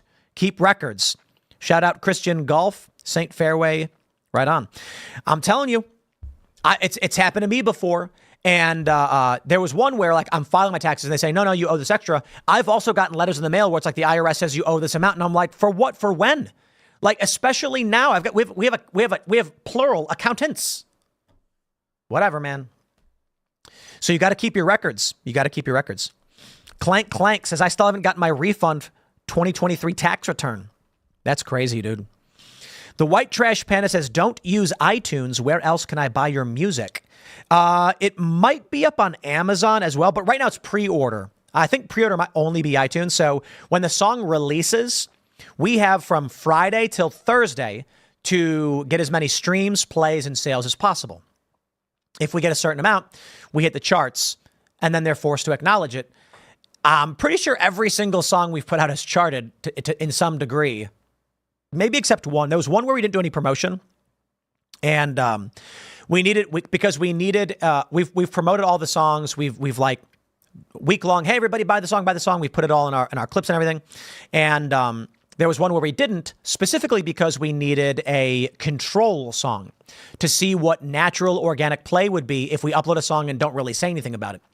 And I think it was something like 500K total plays on the song without doing any kind of promotion, which is really good. But without being in digital streaming playlists or having access to this, which the big networks don't want to put us in, surprise, surprise, it makes it difficult. That's why we have to do heavy promotion. But for now, iTunes, go to BUY Coming Home, buycominghome.com. All right, we'll grab one more here. Poke Paul says, in 2020, I sold my condo in California, moved back to Chicagoland. I had only pocketed around $15K for the sale. Last year, the IRS sent me a bill for over $10,000. We fought and won after 7 months. It was insane. Wow. All right. Sparky Kev says, YouTube normally notifies me of stream, but not today. I forgot you said you were going live today. Well, I used to do the show every day, Monday to Sunday, whatever you want to call it. And then I think it was like probably, 2 years ago, 2.5 years ago, I stopped doing the weekend shows. Well, I'll tell you this. I don't know. I got to a point where I was kind of just thinking, the election's coming up. Someone said do more shows. And much to the chagrin of my family, I said, yeah, look, if I can do 2 hours in the morning, I'm done with the morning live stream by around 1 p.m. So I wrap the live stream at noon. Then I do editing, thumbnails, all that stuff. I'm done by 1. I got the rest of the day to do whatever. So I don't know. Maybe they want to get breakfast on certain days, but if I do the show every single day, we can't.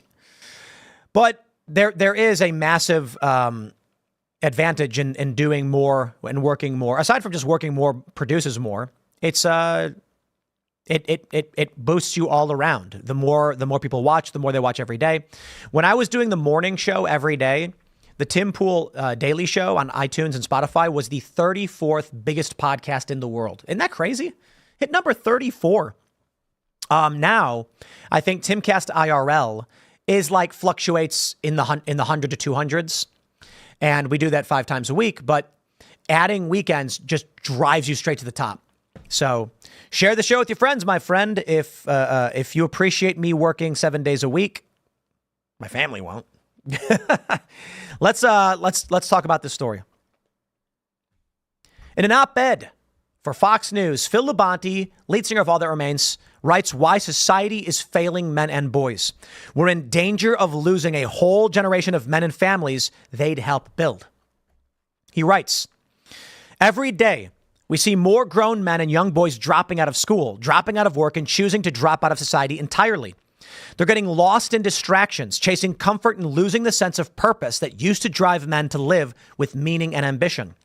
We need to turn this around. Phil says, in 1998, I started the heavy metal band All That Remains. And in the past 25 years, I've performed for hundreds of thousands of people worldwide. Most of them are young men. I've had countless conversations with them, and often their stories are devastating. I hear about addiction, depression, and a feeling that there is no hope. Some of them tell me that my music helped them find a little light in the darkness. But while I'm glad I can be that for some, the fact that so many feel this way is a massive problem. The foundation of any strong society is built on family, faith, and community. And without strong male figures and role models, these foundations start to crack. I consider myself lucky I had a dad who showed me what being a man is all about. He was a blue-collar guy from Western Mass. He was a machinist, a construction worker, an entrepreneur, and a business owner. While we didn't do the same type of work, he was and has always been the type of man I aspire to be. So many young men today don't have that, and it's showing. And I'll add this. This is why Jordan Peterson became so popular. It's not about him complaining about censorship and gender ideology. It was because his message was bigger than that. Millions of people tuning in to watch his lectures, watch what he has to say. Why? Because, you know what's funny? He's a professor. You don't often associate that kind of personality with a strong male role model. But here's the guy who sometimes just starts crying, and he's like, the chimpanzees, you're chimpanzee full of snakes. And it's like, you're like, why is the man so upset? But then he says, clean your room, bucko. You got to clean your room before you change the world. And he was sending a message to young men about responsibility, about purpose, about destiny, about what you must do. Now, they attacked him for it. Toxic masculinity, alt-right, all this other fake garbage. They lied about everything because they didn't like the fact that young men found a male role model who said, clean your room, get in shape, get in gear. The machine state wants you, men, to be weak, feeble, and effeminate. They want your testosterone levels to fall from 1,000 to 100. It's funny because if you take a look at the healthy testosterone levels of a male, they tell you it's between 300 and 1,000. But I got to tell you, if you're at 300, you know, I know what happens is every guy says, no, you should be at 800 plus. It's like, okay, guys, like there's healthy ranges, but a certain degree it is better. Though they do say like if it's really high, it could be bad for your heart. But typically you want more testosterone if you're a dude. You got the Try Guys on BuzzFeed famously several years ago, these 4 dudes getting their testosterone levels checked, and their testosterone was the equivalent of an 80-year-old man. They were like in the 200s. Then you had this viral story about NPR hosts who's like, my testosterone level was 114. And you're like, holy crap, dude. Like that's called hypogonadism, where you're going to be suffering from fatigue, depression, mood swings, hot flashes, just like, yo, you got to get in gear. I recommend talking to a medical professional. They'll tell you what to do. I recommend, first of all, anaerobic exercise, lifting. Exercise in general is good. Strength training builds testosterone, high-fat meat diets, you know, pulling the heart out from a fresh deer and eating its courage. I don't really recommend that, although I think people do that. Maybe it's the liver. I don't know. But you got to be careful eating liver because it's got a lot of vitamin A. Anyway, I digress. There's a lot you can do. There's a lot you can do to better yourself, to be healthy, and you must do these things. Phil goes on to say the National Fatherhood Initiative reports that 17.5 million children, nearly 1 in 4, are growing up without a father at home. It's a huge number. Their research also shows that children raised in a home without fathers result in greater likelihood of poverty, drug use, and prison. But it's not just about absent fathers. We're also seeing fewer and fewer spaces that exist exclusively for men and boys to connect with each other. This trend is problematic for several reasons. First, it reflects on the lack of value we place on men, which can be viewed as an outright hostility to men and boys in society. Second, because of the lack of value we place on men, they no longer feel their own value in society and choose to opt out altogether. One of the areas we're seeing this play out is education, where boys and men are falling behind. College enrollment among young Americans has declined gradually over the past decade. According to Pew Research, young men now make up only 44% of young college students, down from 47 in 2011. I'm going to pause right there, and I'm going to rebut you, good sir Phil Labonte. I actually think it's good that young men aren't going to college. I understand the point you're making. They're falling behind in social expectations. But college is a waste of time and money, and it's a detriment in the long run. You want to be a lawyer or a doctor, maybe you got to go to college because we have laws and requirements. In some places, you don't actually have to go to college to get a bar, to pass the bar, to get your legal to get your to pass the bar exam and be able to practice as a lawyer. But usually it's like, if you want to work in sciences, it makes sense to go to a university. That's where they happen. But why are people going to college for music business? You know what I mean? I know people who have got degrees in music business. They never worked in music. Journalism degrees? Get out of here. But I get the point he's trying to make. He was going to say, and this gap in education is spilling downstream into the job market. Senator Marco Rubio noted in his report, The State of the Working and Non-Working Man, men are decreasingly participating in traditionally male jobs. Rubio notes in 1985, the median male wage was sufficient to provide comprehensive health insurance, reliable transportation, good housing, a healthy diet, and college tuition, with 20% left over for other consumption and saving. The same man in 2022 could work the whole year to pay for middle class essentials and still come up 10 weeks short. It's not just about money either. According to the data from the National Institute of Mental Health, men in the U.S. die by suicide at a rate of 4 times higher than women. Additionally, men are more likely to engage in illicit drug use and to begin using alcohol and drugs at a younger age. And drug use is more likely to result in a visit to the emergency room or in death for men than in women, according to the National Institute on Drug Abuse. Well, I can tell you why I think this is. Men are worthless. In society, a young man is worthless. Sorry. That's reality. And so it's tough. But don't get me wrong.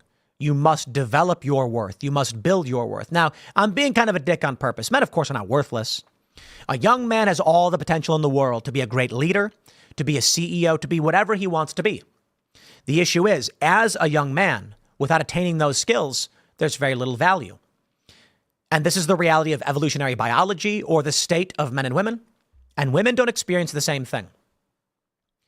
Women, young women, and this has always been the case, have the highest value. And there's only men and women, okay? So, of course, it's just binary. Women have maximum value, men have minimal value.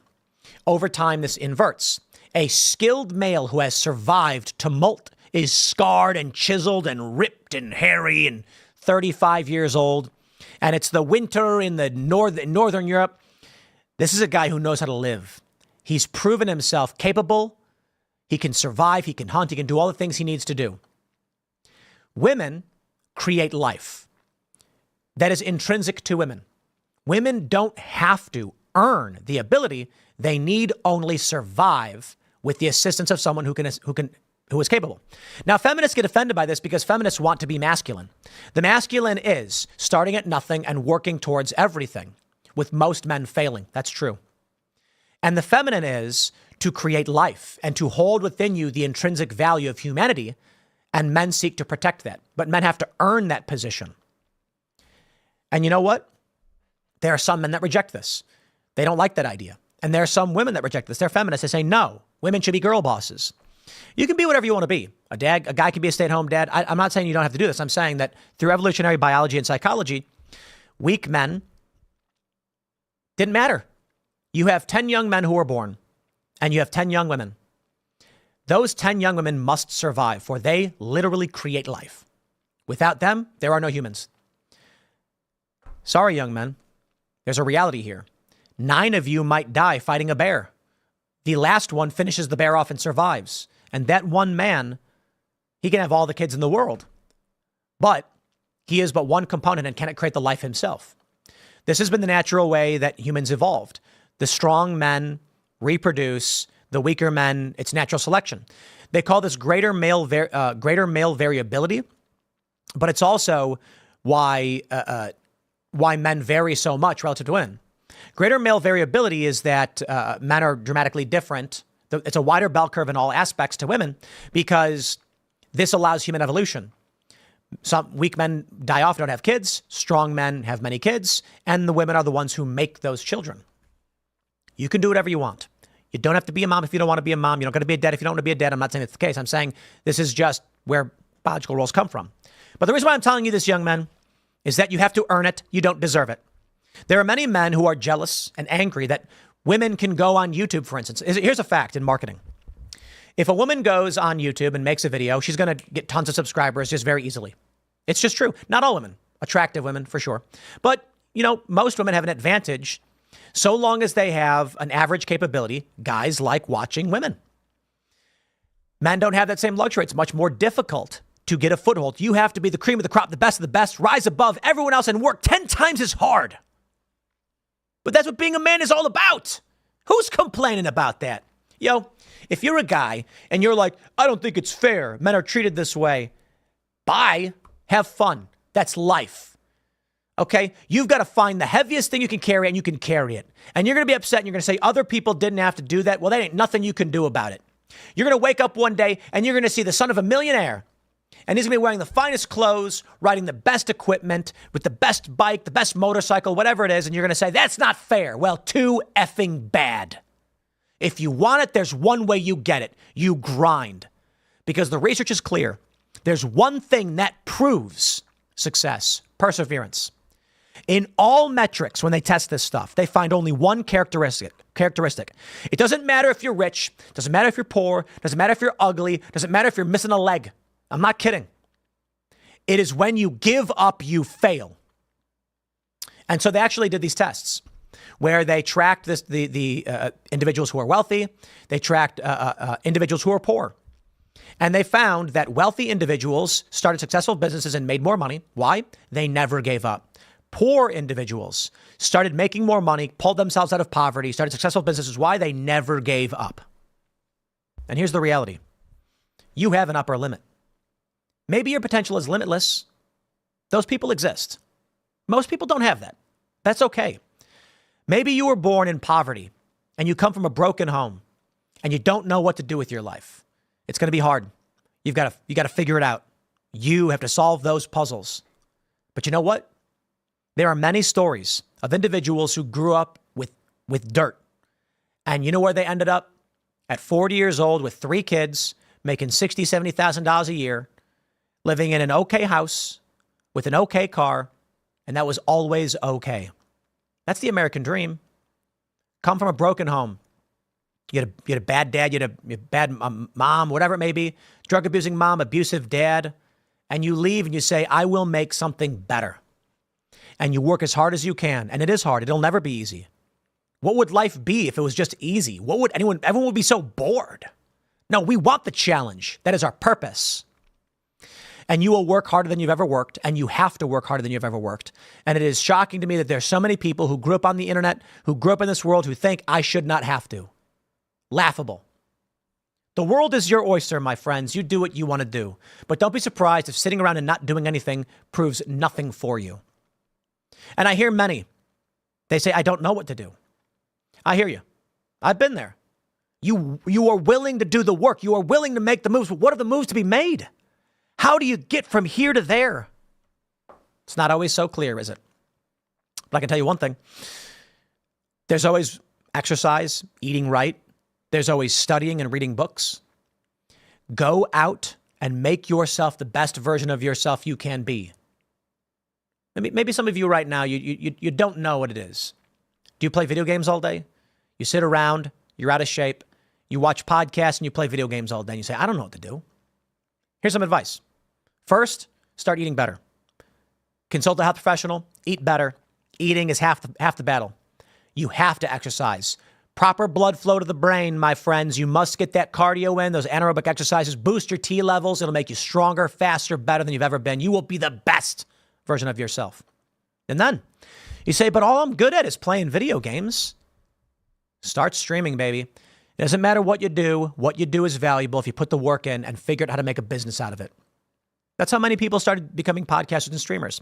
Now, I'm not going to pretend like that's the end all be all. But you've really got to just make yourself the best version of yourself. And whatever your passion is, you just can't give up. But you know what? It might be much more simple than that. Maybe you got a job at Starbucks and you're making coffee. Just keep working. Take extra shifts. If you don't know what to do and you have nothing to do, get in shape, eat right, and work double shifts. You know why? Because they're going to be like, this dude is the master. They're going to start asking you for advice. I mean, seriously, just at Starbucks. You might say, I don't want to do that. Well, you better find your passion, baby, and you better find that hard work. Because not every job, I worked for 2 years at American Eagle Airlines in Chicago, basically American Airlines. And I worked double shifts. I worked when I had to, and I made the money that I had to, and it was tough. And it really was. I ultimately left, don't get me wrong, but I put the 2 years in. I'm just saying, Whatever it is you choose to do, you eventually get better and better at it until you're good enough and you can find that success as long as you persevere. But I'll tell you this thing, my friends. I can't speak to what it is you do. I say video games because I understand streaming. I can talk about music because I make music. I went and played guitar on the streets.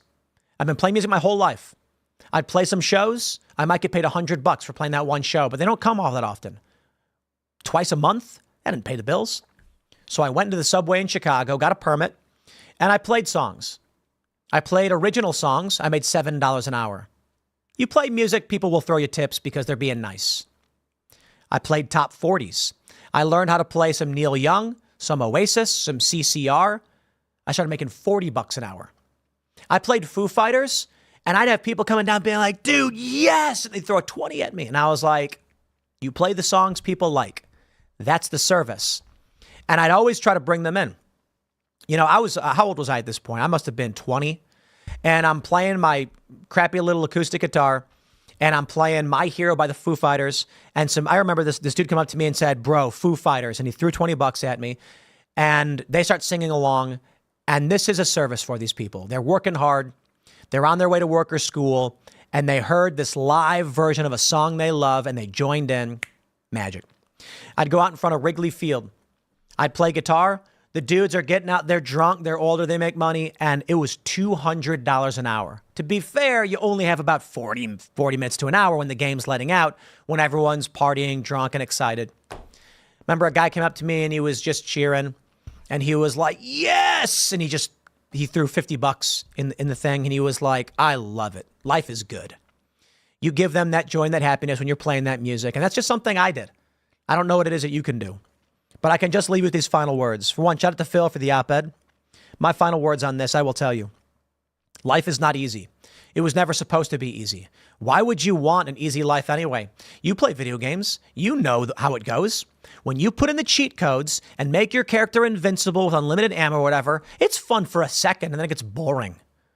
No, climbing the mountain, the journey is what makes it all worth it. When your muscles are burning, and you make it to the top of that mountain, when you lift that, when you finish that final rep and you feel that pain and you just feel it, you did it. It feels great. That's life. If it's easy, it's just boring. What's the point of playing a game that's not hard? How about you go play one of those walking simulators these woke game developers want to make where you walk around? No, it's got to have a challenge to it. It's got to frustrate you a little bit because when you finally beat it, you know you did it. So Jordan Peterson says, find the heaviest thing you can lift and lift it. I say, think about the hardest thing you can do that is productive, that will make the lives of you and everyone around you better. What is the hardest work that you can do? Is it solving a math puzzle? Is it making a video game? Getting a job and just working the hours? Whatever it may be, challenge yourself and do it. I saw a great meme. The guy said that he hated his job. And so what he did was he started imagining that his boss was a quest giver in an RPG and that the money he received was experience points. And all of a sudden it, made him laugh. So he kept going to his boss saying, what can I get done for you right now? And the boss would say, go do these things. He would go and do them. And he would pretend like he was playing a video game and solving a quest to gain experience points. I think it's funny. I think it's funny that that's how you envision it. I mean, this should be the natural way you think about it. For me, I remember that's kind of always how I viewed it. I always saved my money whenever I could, working the jobs. But I'd say like, okay, what do I need to do right now to get from this point to this point? I want to break that barrier. I want to get to that point. And those were the milestones, the accomplishments that I fought for. You got to do it too. Society is failing men and boys. It's not just because it is telling men they're toxically masculine or whatever. It's because it's not giving them the right motivations and the challenges. But I'll tell you, when they say men are toxic, when they say you don't deserve this, you don't do that, this is the world of men. It's not fair. Ladies' night, women get discounts. That shouldn't be allowed. Life isn't easy. Be a man. This is what it means. It means your hands will be calloused. It means your skin will be scarred. It means you will be chiseled and grizzled and experienced, and you will carry the stories of the world beneath your belt, and it is never going to be easy. You think you just get to be the world champ. There's only one world champ. And not everyone's going to be the world champ. But you can get as close as you can and maximize your potential. And I assure you, it will be hard. So good luck. The real message I think men and boys need is something like that.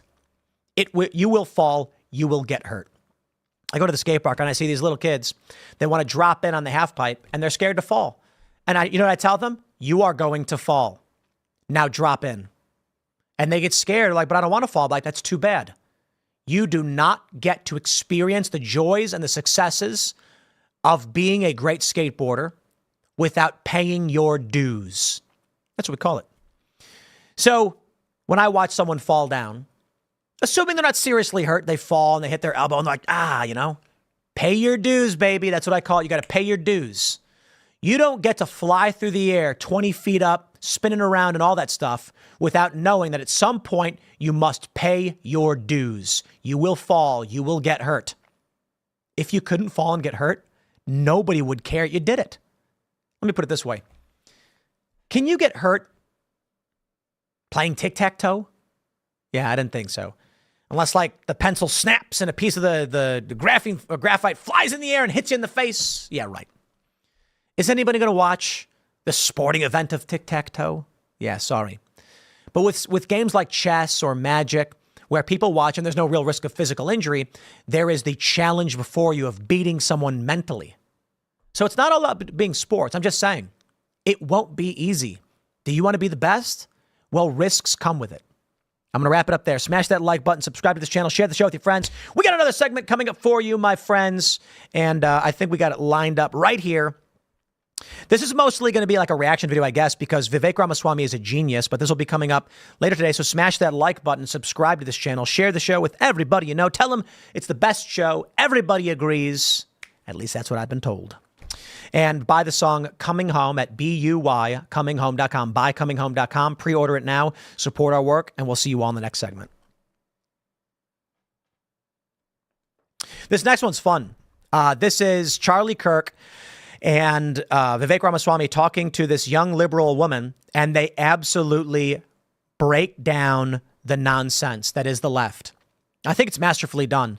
Vivek Ramaswamy is the smartest guy in politics right now. I've never been a bigger fan. I think he has under his belt the future of MAGA. Vivek has proven himself time and time again. But this dude, Vivek's IQ's got to be like 200, okay? He knows people. He knows how to run systems. He knows how to make money. Big fan, Vivek. Shout out. We'll get to that segment in a minute, but we'll grab your super chats. Just a couple here. All right. Steven Springstead says, doing nothing does nothing. Indeed, indeed. You know, I got to tell you, my friends, feel free to do this. Go to youtube.com/Timcast. I encourage this. Go to youtube.com/Timcast and go to videos and click oldest and watch the oldest video. You know what I'll do? I'll even pull that up for you right now. youtube.com/Timcast. It's my first YouTube channel. It's now where we put the Culture War podcast. Let me pull that up. Look at these videos. Let's go to oldest video. What do we have here? Look at this goofy nonsense. Look at that. Look at that guy right there. OWS 1-year action update. What is that even video? 3,000 views. Here's one. Vermin Supreme. 972 views. What are these videos? This channel's got millions of subs. Here's me. I did have one big one. What is this one? Look at me like standing there all awkward with my hands. What am I doing? Apple's wireless phone disabling patent. What is that title even? Got 500,000 views, by the way. Then you've got anonymous or accountability. What is that? 3,000 views. Daily recap. Gawker versus Reddit, Keystone XL, WikiLeaks, standing by the water. I filmed myself talking about news, got barely any views. Look at some of these videos. Here's one where I interviewed a Bahraini spokesperson talking about CNN, 684 views, right? The NDAA, indefinite detention provisions, in a hotel room. Look at these. These are all nonsense, weird videos. I was barely getting any traffic. Tried making more. Some of them did a little bit better. But ultimately, I was getting hundreds. That's it. Then one day, this channel ended up with substantially more. I started making more videos, 70,000, 60,000, 600, 10,000, 62,000, how sock puppets work. Then we made, here we go, look at this, weaponized drones, 100,000 views, 781 views. Can you believe it? I made this video, nobody even watched it. Some of them did well, many of them didn't. We began trying to figure out how to make these videos work, and slowly over time, Despite the fact the videos were getting almost no views, some of them got some views, I just kept making them. Brief tour of camp at Obamaville, 829 views. Too many people I know say, I made a video and I got 800 views, so I quit. Or not even 800. People will say like, I got 100 views, so what's the point of even doing it? And I'm like, I never said that. I made a video, I got 100 views, and I was like, cool, let's make more. I just kept doing it. Got better and better at it. Here I am. 3 channels, over 1 million. Timcast IRL is going to crack 2 million real soon. And we just keep building it up. Every day you grind and the snowball rolls down that hill. It is not a secret. You can go to the oldest videos on all of the channels we have. Look at early Timcast IRL even. We were getting 2,000 live viewers. And then within a couple of weeks, up to 7,000. I had more experience at that point, and I still had a big channel, so driving viewers to it wasn't as hard. And then now we consistently average the largest audience live on YouTube Monday through Friday. We had this week 45,000 concurrents, 57,000, 53,000. And it's just because every day we do it. But you know what? There was a period in 2020, we were getting 80 to 100,000 concurrents near the election. The next year, we're getting 27,000. I didn't quit. I didn't go, oh, my viewers are so low. I just said, we do a show. It's what we do, baby. We do a show. We sell the ads. We do the work. That's it. And maybe it'll be the best. Maybe you won't be. I can look on internet. I can see all the people who are way bigger than I am. They're just able to do it. That's the truth. I know that Steven Crowder's got more subs and gets more views. I'm a big fan. Steven Crowder's great. Dan Bongino, man, that guy's the best. He's so good at what he does. How does he do it? I don't know. But man, is he good and does he nail it? I do my best. I do what I do. And I don't get let down by the fact that other people are bigger than me or do better than me. Take a look at Vivek Ramaswamy. I mean, this guy entered the political space a couple of years ago. I've been here for a decade. And this guy's already got more followers, more fame. He's much better at all of this political stuff. He's fantastic. That'll always be the case. There will always be people who are smarter, faster, better than you, but you can still be the best that you can be. And sometimes you'll be on top, and sometimes you'll be on the bottom. But you can still be successful, even if you're just a tradesman doing your job. Maybe you want to be a rock star, you never made it, but you can still make money playing music. Not everybody gets to be the best or the top. Anyway, a couple more super chats. Here we go.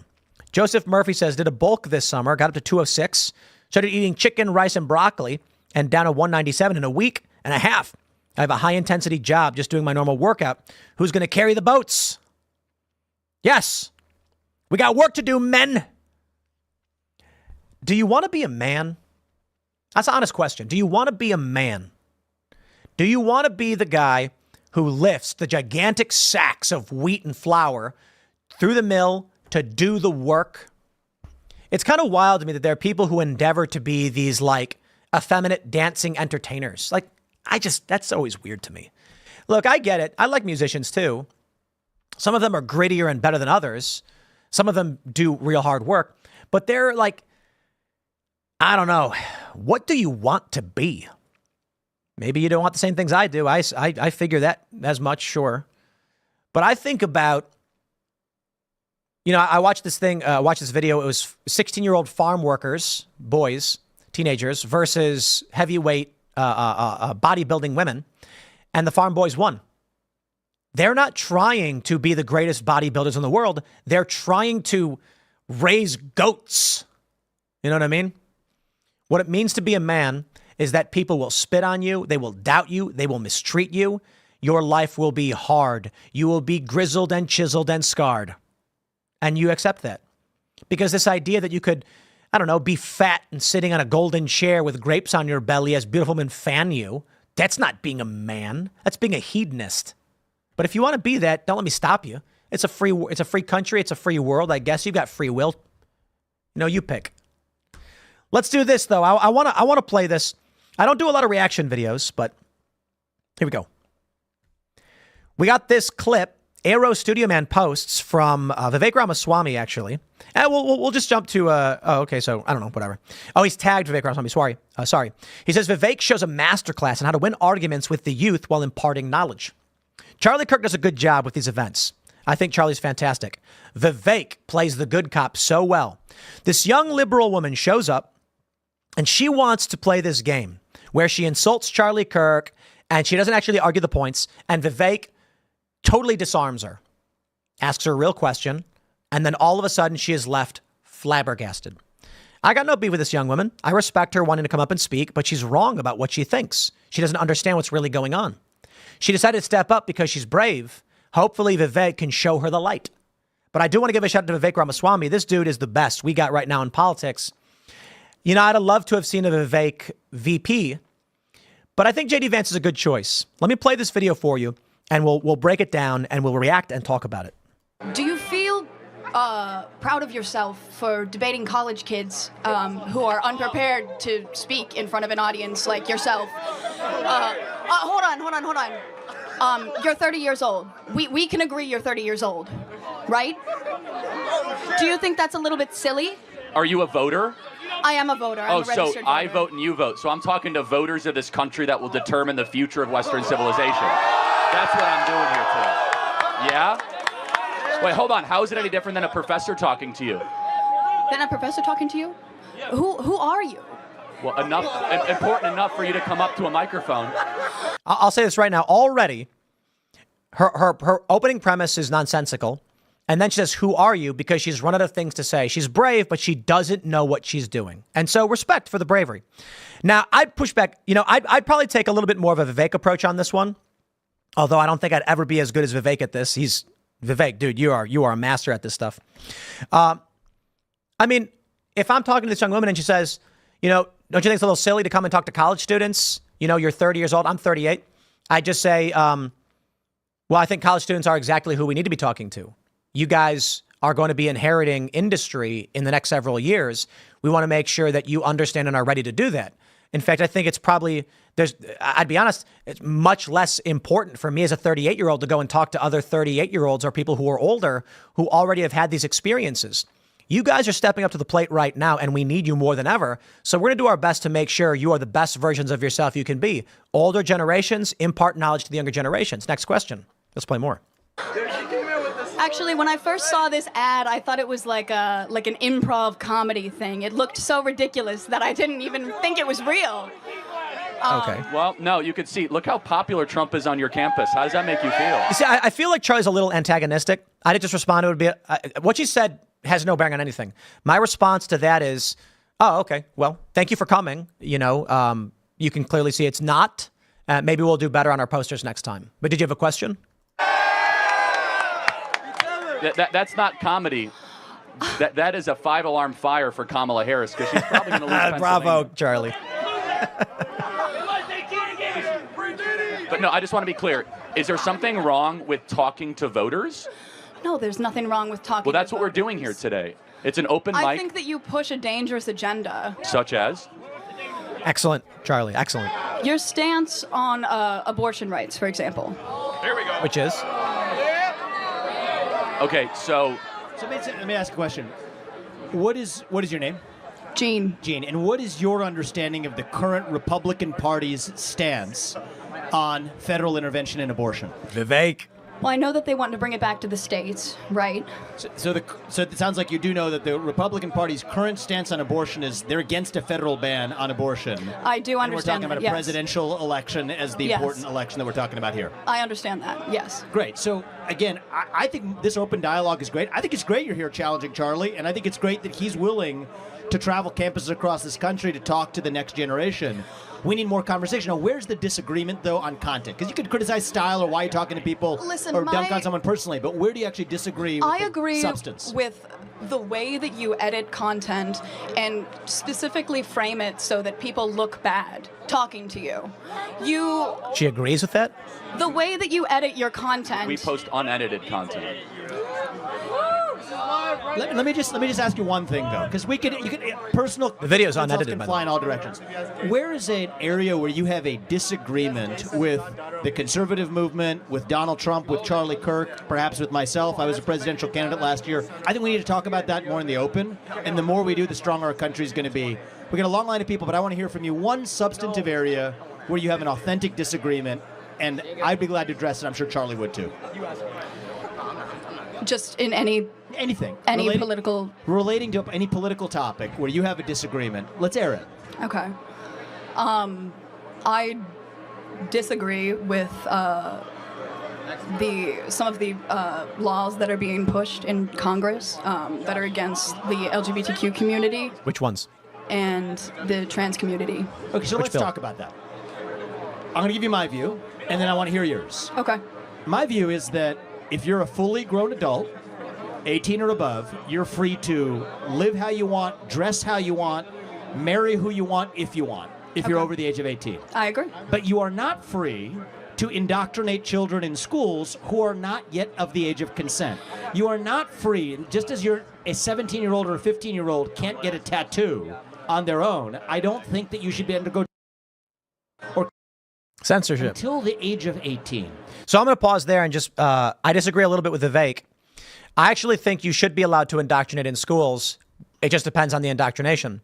I have a moral tolerance for some ideas and not others. I think everybody does. Many Christian conservatives tolerate morally or more like, I mean, tolerate in a flat, logical sense, but I should say this, want and promote biblical values. Many Christian conservatives want public schools to teach biblical values. They support those moral frameworks. I agree with most of the moral frameworks as well. My view is if a school has the 10 commandments in it, I am not a Christian. I don't care. The 10 commandments, I believe, are very good. Thou shalt not murder. Honor thy father and thy mother. Those things are all fine. In fact, we even had a discussion about, no false idols and things like this. And I'm like, I think those are all fine. None of them tell a person to self-harm, nor are they direct demands to be a Christian. If there were 10 commandments in schools, the net negative is nothing, literally nothing. It's only net positive. You might not like Christianity, fine, whatever, but they're still positive messages. The indoctrination towards the gender ideology promotes self-harm. That's bad. I do not tolerate that. I think there is some indoctrination. It's just about what moral framework is a positive, beneficial to life indoctrination. But we'll continue. And so the lines that I draw here is that men are free to claim to be women and swim in swimming pools. You're not free to claim trophies in a women's sports competition. You're not free to enter a women's locker room. You're not free to change a language, and you're not free to actually indoctrinate our children who are under the age of 5 in schools. Do we agree on the fact that adults should be able to live freely while still treating children differently? If so, we're on the same side of this issue. Listen, I agree with the majority of what you said. However, I don't think that you're understanding the implications of the laws that are trying to be passed. I absolutely find it absurd that this 20-something-year-old woman thinks that presidential candidate Vivek Ramaswamy doesn't understand the policies that he advocated for and spent tens of millions of dollars on. This is another issue of arrogance and narcissism. We need to teach pragmatism and stoicism and things like this. Young woman, it's okay not to know. And that's why the presentation should always be, can you explain to me your view of the full ramifications of these bills that are being proposed? Because I can argue the net negatives from insert bill will outweigh the moral positives you think you're going to obtain, but it's got to be done in a logically consistent manner. She's not doing that because she doesn't know what she's talking about.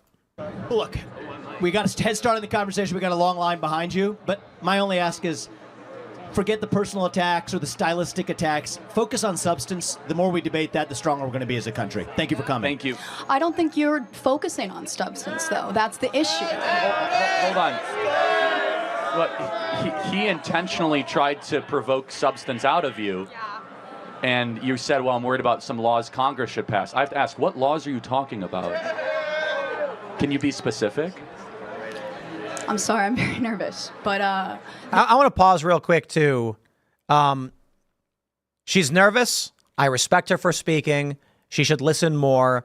But a lot of people are attacking her because of a nip slip. And that is BS. Come on, guys. this is what you do. This is what you do. You take people and you put them under the spotlight and you... Well, hold on. I didn't ask you to come up here. You voluntarily came to the front of the line. You didn't have to do that. You're purposely antagonizing people on campus, asking How? people to come up by spreading your weird agenda. How? Well, I want to pause there, too. And look, I'll give some criticism on the right. It's called the You're Being Brainwashed tour. Me, I don't play that game. I would never do that. Maybe that's why you guys like watching my show, but more people like watching Charlie Kirk. He's got a bigger audience. TPUSA is way bigger. I think some people prefer that better. I'd love to do a college tour with IRL or some kind of show, but I wouldn't call it the You're Being Brainwashed tour. I'd call it something like, Steven Crowder originally had Real Conversations. He changed it to Change My Mind. I think Change My Mind is way, way better. Or something like Counterpoint, Point and Counterpoint, Debate, et cetera, et cetera. What agenda is that? I'm confused, though. So, Charlie, I'll say this. We'll end on this and we'll go to the next question. When I was 18, and I'm not going to blame you for this, I also took for granted a lot of the stuff that the media force-fed me, because that's what you know at the age of 18. You say there are some vague laws making their way through Congress that are hostile to trans community. I don't think those laws actually exist, but I don't blame you if that's what the cable media is feeding you. But let's get to the specifics, and then we're able to actually have an open dialogue. And that's one of the things I've learned over the last 20 years. I think that the issue is we're getting our media from different sources, both. No, you are. Timcast pulls up the New York Times and CNN and Reuters and NPR. We fact check that against other sources. We pull up the Federalist. We pull up the Daily Wire. We use conservative sources with a conservative perspective. And the majority of the articles we source are coming from corporate press. Because even though we know the corporate press lies relatively often, a good portion of the basic news reporting is fine. The political agenda stuff is where it gets messy. There is Galman amnesia, don't get me wrong. But the reality is liberals only listen to MSNBC and CNN. And I'm being somewhat facetious. Overwhelmingly, that is their source, 95+%. Independents and conservatives watch everything. Young lady, I can tell you that Donald Trump never called neo-Nazis very fine people. That it's not a question of getting our media from different sources. That is a question of you being lied to and being wrong and Vivek being correct. People are getting media from these skewed sources. The facts that you're presenting are not always correct. And that's why we're here with no TV screens between us. So people who have policy-based substantive disagreements, we invite those. I think that's how we're going to get our country back.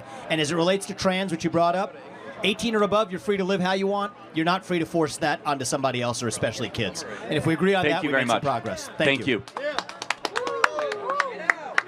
Disagreements, yeah. I thought that was fantastic, and it's a great display of Vivek is really a master at this. Look, I'll wind this down by saying this. I get it. If you go out and say liberals are demons, the liberals are demons tour. I'm not trying to be funny. I'm saying literally. If you came out and said, like Democrats are destroying the nation tour, you're being brainwashed tour, it is antagonistic. I don't completely disagree with her. Now, Charlie's not being antagonistic when you arrive. That's your choice.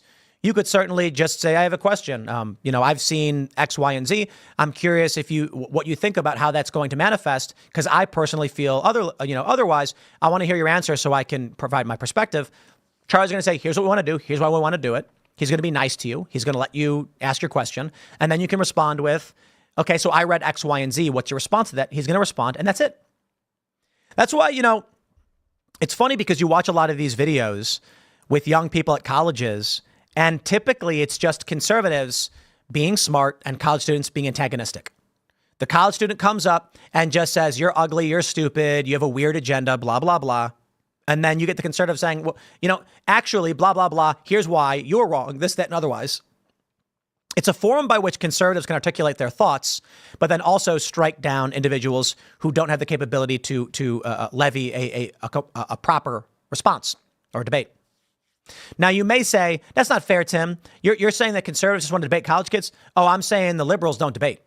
You got a couple. Destiny wants to debate everybody. That's fine. He's a smart dude. I think he lies a lot. Sam Cedar wants to debate everybody, but he's kind of like WWE. He just wants political drama. The dude's obsessed with me. First it was Dave Rubin, now it's me. I mean, go talk about Dave Rubin, guy. I don't know. Talk about stuff that matters. But he doesn't, because he's WWE. He wants politics. Many of these guys do. So don't get me wrong, they exist, but it's few and far between. I could go outside and throw a rock and I'm going to hit a conservative begging for a debate. I go outside, I'll throw a Frisbee in the air, I'll close my eyes, and then I'm going to hear 5 voices yell, I got it, I got it. It's conservatives who want to come on the show. We send out 24 messages to liberals being like, please come on the show. And they're like, yeah, nah, I ain't doing that. Why? It doesn't matter if they're a college student or otherwise. They can't stand up to scrutiny. But you know what? Here's my thoughts. The Culture War show. I actually think Friday's show was one of the better shows. It was very engaging. Jason Fick talking about Section 230 and these laws. Very good. The Culture War show, we are routinely trying to set up debates on issues. But these prominent liberals won't do it. Every conservative wants to come on, liberals won't. There's a small handful of conservatives who will do it all the time. Seems boring. I think maybe we just go up to WVU or something. Let's just bring Culture War to the college campus, which is 20 minutes away, and we'll set up the show there outside, and we'll have debates with people who want to have the debates. And we could just, I bet we could hit up WVU and be like, hey, we want to do this routine show. They'd probably be super excited for it. It's extremely woke, extremely liberal, but it's also in West Virginia. So let's bring the debate. I think that'll be fun. I think it'll be real fun. We'll aim for that with Culture War. We'll see what happens. But for everybody else, I'm going to wrap up here. Smash the like button, subscribe to this channel. Head over to buycominghome.com, B-U-Y, cominghome.com, like purchase the song. Pre-order now on iTunes. New song's coming out this Friday.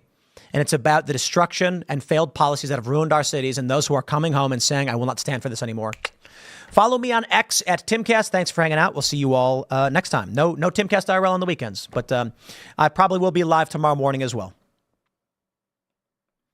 For everybody else, I think that just about wraps up. I do have like a ton of other news stories, but it is what it is. I'll grab a couple of your super chats here. Unit Glue says, young adult talking to Charlie Kirk. She flashed nip intentions trying to get him banned. Skanky, I don't think that's true. She's holding her top up and trying to pull her pants up. I think she just dresses that way and, it happened. Koroag says, we don't teach the basic foundations of morality, accountability, responsibility, and integrity. These are in all interactions, face-to-face or not.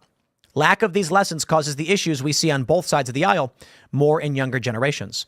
That's why I think, maybe we go to WVU, man, and we can go out. Charlie Kirk's doing the work. I'm inspired by this. I like the idea of having people show up and talk and debate.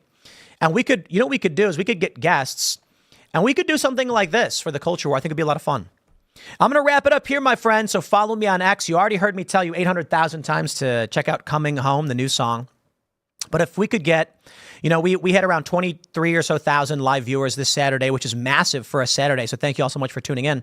But if 23,000 people who are watching just went and pre-ordered the song, then boom, we're on Billboard. We're hitting the charts. And the more we do this, the more it's difficult for the institutions to deny the fact that we're bigger than most of these other artists. They put up this music, they write articles about them, and these bands have no followings. And I'm not trying to disrespect them, okay? It's great that they're getting exposure, but this shows how the institutions intentionally tried to overlook Tom McDonald, me, other artists. Based Records had a whole list of artists, 5 Times August, to overlook, despite the massive success of this music, hitting Bryson Gray. They don't want to acknowledge that we're actually doing very well. I'm going to wrap it up there. Follow me on X. Thanks for hanging out this Saturday. I'll see y'all tomorrow at 10 a.m. for that Sunday morning special show. Thanks for hanging out. We'll see y'all next time.